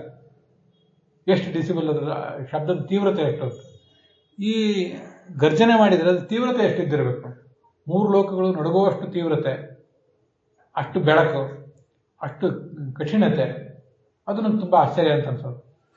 ಅದು ಈ ರೂಪ ಎಲ್ಲಿಂದ ಆವಾಗ ಹುಟ್ಟಿದ್ದಲ್ಲ ಅದು. ಎಲ್ಲ ರೂಪಗಳು ಎಲ್ಲ ಕಾಲಕ್ಕೂ ಇದ್ದೇ ಇರ್ತವೆ, ಅದನ್ನು ವ್ಯಕ್ತ ಮಾಡ್ಕೋತಾನಷ್ಟೇ. ಕೃಷ್ಣ ರಾಮ ಎಲ್ಲ ರೂಪಗಳು ಎಲ್ಲ ಕಾಲಕ್ಕೂ ಅನಾದಿ ಕಾಲದಿಂದಲೂ ಇದ್ದೇ ಇವೆ, ಅನಂತ ಕಾಲದವರೆಗೂ ಇದ್ದೇ ಇರ್ತವೆ. ಆಯಾ ಕಾಲದಲ್ಲಿ ಯಾರಿಗಾದ್ರೂ ಬೇಕಾಗದೆ ಅದು ವ್ಯಕ್ತ ಆಗ್ತದೆ ಅಷ್ಟೇ, ಹೊರತು ಬೇರೆ ಏನಲ್ಲ. ಹೀಗದು ನಾನು ಒಂದೊಂದ್ಸರಿ ಅದು ಹೇಳುವುದಕ್ಕಿಂತ ನಾವು ಕೂತ್ಕೊಂಡು ಅದನ್ನು ಆಲೋಚನೆ ಮಾಡಿದರೆ ಅದು ಹೇಗಿತ್ತು, ಎಷ್ಟು ಅದ್ಭುತವಾಗಿತ್ತು, ಅದನ್ನು ಊಹೆ ಮಾಡಲಿಕ್ಕೆ ಸಾಧ್ಯ ಆಗೋದಿಲ್ಲ. ಸ್ವಯಂ ಅರ್ಜುನ ವಿಶ್ವರೂಪವನ್ನು ನೋಡಿದಾಗ ಅವನಿಗೆ ಮೊದಲು ಆಶ್ಚರ್ಯ ಆಯಿತು, ಸಂತೋಷ ಆಯಿತು. ಅನೇಕಾದ್ಭುತ ದರ್ಶನಂ ದಿವ್ಯಾನೇಕೋದ್ಯತಾಯುಧಂ, ಹೇಳಿ ನಾವು ಅಂತ ಹೆಸರೇ ಕೇಳಿಲ್ಲ, ಏನೋ ಒಂದು 4 ಆಯುಧ ಹೆಸರು ಹೇಳಿ ಅಂದರೆ ಬಿಲ್ಲು, ಬಾಣ, ಖಡ್ಗ, ಈಗಿನ ಕಾಲದ ಬಂದೂಕು ಏನೇನೋ ಹೇಳಿ, ಅನೇಕ ಥರದ ಹೆಸರು, ಅನೇಕ ಥರದ ಬಣ್ಣ, ಅನೇಕ ಥರದ ಆಯುಧಗಳು, ಅನೇಕ ಥರದ ಆಭರಣ ಆ ವಿಶ್ವರೂಪದಲ್ಲಿ ಇದ್ದುವಂತೆ. ಕೊನೆಗೆ ಅದನ್ನು ನೋಡ್ಲಿಕ್ಕಾಗದೆ ನನಗೆ ಭಯ ಆಗ್ತದೆ, ಇನ್ನು ನೀನು ವಿಶ್ವರೂಪ ನೀನು ವಾಪಸ್ ತಗೋ, ನನಗದು ನೋಡ್ಲಿಕ್ಕೆ ಆಗ್ತಿಲ್ಲ ಅಂತ ಹೇಳಿದಂತೆ ಅರ್ಜುನ. ಜಗತ್ತಿನಲ್ಲಿ ಇದು ನಮಗೆ ಆ ಅಧ್ಯಾತ್ಮದ ಭಗವತ್ ತತ್ವದ ಹುಚ್ಚು ಹತ್ತಿಲ್ಲ. ನಮಗೆ ನಿತ್ಯ ಏನನ್ನಾದರೂ ಹೊಸದನ್ನು ನೋಡುವ ತವಕ ಪ್ರತಿಯೊಬ್ಬರಿಗೂ, ಜನಸಾಮಾನ್ಯರಿರಲಿ, ವಿಜ್ಞಾನಿಗಳಿರಲಿ, ತಂತ್ರಜ್ಞಾನಿಗಳಿರಲಿ, ಹೊಸದು ಬೇಕು ನಮಗೆ. ಅದು ಹೆಣ್ಣಿರಲಿ ಗಂಡಿರಲಿ, ಮತ್ತಿಂದೇನೋ ಹೊರಗಿನ ಯಾವುದೋ ಒಂದು ನಾವು ನೋಡುವ ಒಂದು ಪರಿಸರ, ಒಂದು ಯಾವುದೋ ಒಂದು ಸ್ಥಳ, ಮತ್ತು ಹೊಸ ಹೊಸದನ್ನು ಅನ್ವೇಷಿಸುವ ಬಯಕೆ. ಜಗತ್ತಿನಲ್ಲಿ ಎಷ್ಟು ಅದ್ಭುತಗಳನ್ನು ಪಟ್ಟಿ ಮಾಡಿ ಒಂದು 7, 8, 10 ಅದ್ಭುತಗಳನ್ನು ಪಟ್ಟಿ ಹಾಕ್ತಾರೆ. ಆ ಅದ್ಭುತಗಳನ್ನು ನೋಡಿದಾಗಲೇ ನಾವು ಮೈ ಮರಿತೇವೆ. ಎಷ್ಟು ದೊಡ್ಡ ದೊಡ್ಡ ಜಲಪಾತಗಳು, ಎಷ್ಟು ಅಡಿ ಎತ್ತರದಿಂದ ಅದು ಧುಮುಕ್ತದೆ, ಎಷ್ಟು ಅಡಿ ಆಳಕ್ಕೆ ಅದು ಹೋಗಿ ಸೇರ್ತದೆ, ಎಷ್ಟು ದೂರ ದೂರದಲ್ಲಿ ತನಕ ಅದು ಹಬ್ಬಿದೆ, ಯಾವುದೋ ಒಂದು ಕಣಿವೆ, ಯಾವ ಹಿಮಾಲಯ, ಇದಕ್ಕೆ ನಾವು ಆಶ್ಚರ್ಯ ಪಡ್ತಿರ್ತೇವೆ. ಜಗತ್ತಿನ ಎಲ್ಲ ಅದ್ಭುತಗಳನ್ನು ಮೀರಿಸಿದ ಅತಿ ದೊಡ್ಡ ಅದ್ಭುತ. ಅದನ್ನು ನೋಡಿದರೆ ಇನ್ನು ನಾವು ನೋಡಿದ್ದು ಸಾಕು ಅಂತ ಅನ್ಸೋದಿಲ್ಲ. ನಾವು ಭಯ ಆಗಿ ಕಣ್ಮುಚ್ಚಿ ನಾವೇ ಸುಮ್ಮನೆ ಆಗಬೇಕು ಹೊರತು, ಇನ್ನು ನೋಡಿದ್ದು ಸಾಕು. ಜಗತ್ತಿನ ಯಾವುದೇ ಸಂಗತಿ, ಒಂದು ಒಂದು ಜಾಗ ಇರ್ಬೋದು, ಒಂದು ಕಟ್ಟಡ ಇರ್ಬೋದು, ಹೆಣ್ಣಿರ್ಬೋದು, ಗಂಡಿರ್ಬೋದು, ಯಾವುದೋ ಪ್ರಾಣಿ, ಹಾವು, ಸಿಂಹ, ಆನೆ, ಯಾವ ಪ್ರಾಣಿ ಪಕ್ಷಿ ಏನೇ ನೋಡಿದ್ರು ಎಷ್ಟು ಕಾಲ ನೋಡ್ತೀವಿ ಅದನ್ನು. ನೋಡಿ ನೋಡಿ ಕೆಲವು ಸರಿ ಸಾಕಿನ್ನಿದು ಮತ್ತೊಂದು ಏನಾದರೂ ಹೊಸದು ನೋಡೋಣ ಅಂತ ಅನಿಸ್ತದೆ. ಮನುಷ್ಯನಿಗೆ ಯಾವತ್ತೂ ಹೊಸದು ಬೇಕು. ಆದರೆ ನಿತ್ಯ ನೂತನವಾದದ್ದು ಭಗವಂತನ ಸ್ವರೂಪ. ಎಷ್ಟು ನೋಡಿದರೂ ಅದರಲ್ಲಿನ ಒಂದು ನವೀನತೆ ಅದು ಕಡಿಮೆನೇ ಆಗೋದಿಲ್ಲ. ಮತ್ತೆ ನೋಡ್ತಾನೆ ಇರಬೇಕು ಅಂತ ಅನಿಸ್ತದೆ. ಅದರಲ್ಲಿರೋ ಮಹತ್ವವನ್ನು ತಿಳಿಯಬೇಕು ಅಂತಲೇ ಅನಿಸ್ತದೆ. ಅದು ಮುಗಿಯುವಂಥದ್ದೇ ಅಲ್ಲ ಅಂತ ಶಾಸ್ತ್ರದಲ್ಲಿ ಅದನ್ನು ವರ್ಣನೆ ಮಾಡ್ತಿರ್ತಾರೆ. ಅದು ನನಗೆ ಆಶ್ಚರ್ಯ ಆಗ್ತದೆ ಅನ್ಸೋದು. ಯಾಕೆ ನಾವು ಜಗತ್ತಿನ ಎಲ್ಲ ಸಂಗತಿಗಳನ್ನು ಬದಿಗೊತ್ತಿ ಅಧ್ಯಾತ್ಮವನ್ನು ಒಪ್ಕೋಬೇಕು, ಭಗವತ್ ತತ್ವದ ದರ್ಶನಕ್ಕಾಗಿ ಯಾಕೆ ಹಂಬಲಿಸಬೇಕು ಅಂದರೆ, ಅದು ಅಷ್ಟು ದೊಡ್ಡ ತತ್ವ, ಅದರ ಶಕ್ತಿ, ಅದರ ನವೀನತೆ, ಅದರ ಅದ್ಭುತತೆ, ಆಶ್ಚರ್ಯವತ್ ಪಶ್ಯತಿ ಕಚ್ಚಿದೆ ಅನ್ನುವಂಥ ಭಗವದ್ಗೀತಾದಲ್ಲಿ ಹೇಳ್ತಾರೆ. ಅನಾದಿ ಕಾಲದಿಂದಲೂ ಅನೇಕ ಭಗವದ್ಭಕ್ತರು ಅದನ್ನು ಬಹಳ ದೊಡ್ಡ ಆಶ್ಚರ್ಯ ಅನ್ನುವಂಥ ಕಥೆ ಹೇಳಿದ್ದಾರೆ, ಪ್ರವಚನ ಹೇಳಿದ್ದಾರೆ. ನೋಡುವಾಗ ಒಂದ್ಸರಿ ಭಗವಂತನ ಸಾಕ್ಷಾತ್ಕಾರ ಆದಾಗ ಅನೇಕ ಜ್ಞಾನಿಗಳು ಹಿಂದೆ ಪಡ್ಕೊಂಡಿದ್ದಾರೆ, ಮುಂದೂ ಅನೇಕ ಇದನ್ನು ಪಡ್ಕೊಳ್ಳೋರಿದ್ದೇವೆ. ನಾವು ಆ ಸಾಕ್ಷಾತ್ಕಾರಕ್ಕಾಗಿ ಹಂಬಲಿಸಬೇಕು. ಅದನ್ನು ನೋಡಿದಾಗ ಇಷ್ಟು ದಿವಸ ಎಂದೂ ನೋಡದೇ ಇರೋ ಅದ್ಭುತ ಇಲ್ಲಿ ಪ್ರಾಯ ನಾನು ಹಿಂದೆ ಹೇಳಿದ್ದೆ. ಹಿಂದೆ ಅನೇಕ ಜನ್ಮಗಳು ನಮ್ಗೆ ಆಗಿ ಹೋಗಿವೆ, ಮುಂದೂ ಅನೇಕ ಆಗುವಿವೆ. ನಾವು ನೋಡದೇ ಇದ್ದದ್ದು ಇಲ್ಲಿ ತನಕ ಯಾವುದೂ ಇಲ್ಲ. ಏನೇನು ರಹಸ್ಯ, ಎಲ್ಲ ರಹಸ್ಯಗಳನ್ನು ನೋಡಿ ಆಗಿದೆ. ಏನು ನಾವು ಇನ್ನು ನೋಡುವುದೇನಿದೆ? ನಾವೊಂದು ನೆನಪಿಲ್ಲ ಅಷ್ಟೇ. ಇವತ್ತು ಈ ಜನ್ಮದಲ್ಲಿ ಈ ಯೌವನ ಇರುವುದರಿಂದ ಅದು ಯಾವುದೋ ಒಂದು ಬಗ್ಗೆ ಕುತೂಹಲ, ಇನ್ಯಾವುದೋ ಒಂದು ರಹಸ್ಯ ಹೀಗೆ ಅನ್ನಿಸ್ತದೆ ಹೊರತು ಇಷ್ಟು ಜನ್ಮ ಆಗಿ ಹೋಗಿವೆ. ಯಾವಾಗೋ ಏನೇನೋ ಎಲ್ಲ ಆಳ ಅಗಲ ಎತ್ತರ ರಹಸ್ಯ ಎಲ್ಲನೂ ನೋಡಿ ಆಗಿದೆ, ಉಳಿದದ್ದೇನೂ ಇಲ್ಲ. ಇನ್ನು ನೋಡದೇ ಇರುವ ಒಂದೇ ರಹಸ್ಯ, ನೋಡದೇ ಇರುವ ಒಂದೇ ಅದ್ಭುತ, ನೋಡದೇ ಇರುವ ಒಂದೇ ಆಶ್ಚರ್ಯ, ಜಗತ್ತಿನ ಎಲ್ಲ ಆಶ್ಚರ್ಯಕ್ಕಿಂತಲೂ ದೊಡ್ಡ ಆಶ್ಚರ್ಯ ಅಂದರೆ ಭಗವತ್ ತತ್ವ ಒಂದೇ. ಇನ್ನು ನಾವು ಸಾಧಿಸದೇ ಇರುವ ಸಾಧನೆ, ಏರದೇ ಇರುವ ಎತ್ತರ ಅಂದರೆ ಇದೊಂದೇ. ಉಳಿದಿದೆಲ್ಲ ಮೌಂಟ್ ಎವರೆಸ್ಟ್ನಂಥ ಮಹಾಶಿಖರಗಳನ್ನು ಏರಿದ್ದೇವೆ, ಇಳಿದಿದ್ದೇವೆ, ಯಾವುದ್ಯಾವುದೋ ಕೊರಕಲು. ವಿಜ್ಞಾನಿಗಳಂತೂ ಭೂಮಿ ಕೆಳಗೆ ಎಷ್ಟು ಸಾಧ್ಯವೋ ಅಷ್ಟು ಕೆಳಗೆ ಇಳಿದು ಅಲ್ಲಿ ಏನಿದೆ ನೋಡೋ ಪ್ರಯತ್ನ ಮಾಡಿದ್ದಾರೆ. ಸಮುದ್ರದ ಆಳದಲ್ಲಿ ಮನುಷ್ಯ ಎಷ್ಟರವರೆಗೆ ಹೋಗ್ಬೋದು ಅಷ್ಟೆಲ್ಲ ಹೋಗಿ ನೋಡಿ ಬಂದಿದ್ದಾರೆ. ಇನ್ನು ಕೆಳಗೆ ಹೋಗ್ಲಿಕ್ಕೆ ನಮಗೆ ಸಾಧ್ಯ ಇಲ್ಲ. ಹೋದರೆ ಆ ನೀರಿನ ಒತ್ತಡಕ್ಕೆ ನಮ್ಮ ಮೈ ಎಲುಬುಗಳೆಲ್ಲ ಪುಡಿ ಆಗ್ತವೆ ಅಂತ ಕಾಣುವಷ್ಟು ಆಳಕ್ಕೆ ಹೋಗಿ ಬಂದಿದ್ದಾರೆ. ಅಷ್ಟು ಎತ್ತರಕ್ಕೂ ಹೋಗಿದ್ದಾರೆ. ಆದರೆ ಇನ್ನು ನಾವು ಏರಬೇಕಾದ ಎತ್ತರ ಇನ್ನೂ ಆ ಎತ್ತರಕ್ಕೆ ಏರಿಲ್ಲ, ಅದನ್ನು ಇನ್ನೂ ನೋಡಿಲ್ಲ, ಅದರ ಆಳವನ್ನು ನೋಡಿಲ್ಲ, ಅದರ ಅಗಲ ನೋಡಿಲ್ಲ. ಎಷ್ಟು ನೋಡಿದ ಮೇಲೂ ತೃಪ್ತಿ ಆಗೋದಿಲ್ಲ ಅನ್ನೋದು ಒಂದೇ ತತ್ವ, ಭಗವತ್ ತತ್ವ. ಅದು ವಾಸ್ತವಿಕವಾದ ಅನ್ವೇಷಣೆ. ವಿಜ್ಞಾನಿಗಳೆಲ್ಲ, ತಂತ್ರಜ್ಞಾನಿಗಳು ತಮ್ಮ ಇಡೀ ಜೀವಮಾನವನ್ನೆಲ್ಲ ಎಂಥ ಸತ್ಯ, ಯಾವುದೋ ಒಂದು ಸೃಷ್ಟಿಯ ರಹಸ್ಯ, ಅದರ ಅರಿವಿಗಾಗಿ, ಅದರ ಸಾಕ್ಷಾತ್ಕಾರಕ್ಕಾಗಿ ಹಂಬಲಿಸ್ತಿರ್ತಾರಲ್ಲ. ಊಟ ನಿದ್ದೆ ಮರೆತು ವೈಜ್ಞಾನಿಕ ಅನ್ವೇಷಣೆ ಮಾಡ್ತಿರ್ತಾರಲ್ಲ. ಆ ಎಲ್ಲ ಅನ್ವೇಷಣೆಗಳಿಗೂ ಮಿಗಿಲಾದ ಅನ್ವೇಷಣೆ, ಮಿಗಿಲಾದ ಪ್ರಯತ್ನ, ಮಿಗಿಲಾದ ಒಂದು ಹಂಬಲ, ನೋಡಲೇಬೇಕು ಅನ್ನೋ ಹಂಬಲ. ಆ ಹಂಬಲಕ್ಕೆ ಮಾತ್ರ ಸಿಗುವಂಥ ಒಂದು ಸತ್ಯ ಅದು. ಅಂಥ ಅದ್ಭುತ, ಅಂಥ ಒಂದು ತತ್ವ.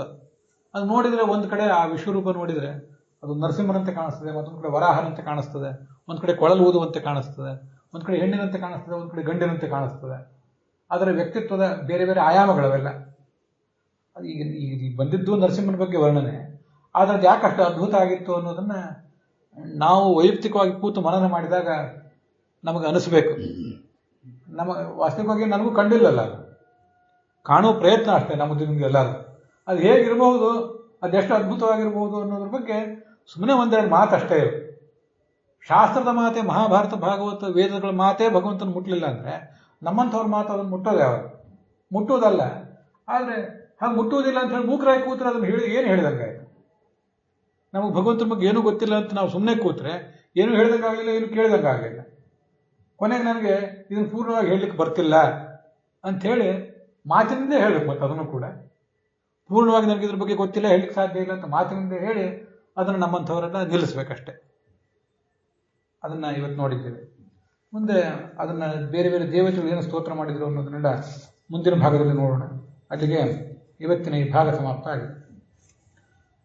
ಹುಸಿಯ ನಾಡಿ ಹೊಟ್ಟೆ ಹೊರೆವು ವಿಷಯದಲ್ಲಿ ರಸಿಕನೆಂದು ಹುಸಿಗೆ ಹಾಕಿದಿರೋ ಇನ್ನು ಹೃಷಿಕೇಶನೇ, ಈಶನಿನ್ನ ಚರಣ ಭಜನೆ ಆಸೆಯಿಂದ ಮಾಡುವೆ, ದೋಷ ರಾಶಿ ನಾಶ ಮಾಡು ಶ್ರೀಶಕೇಶವ. ಶ್ರೀಕೃಷ್ಣಾರ್ಪಣಮಸ್ತು.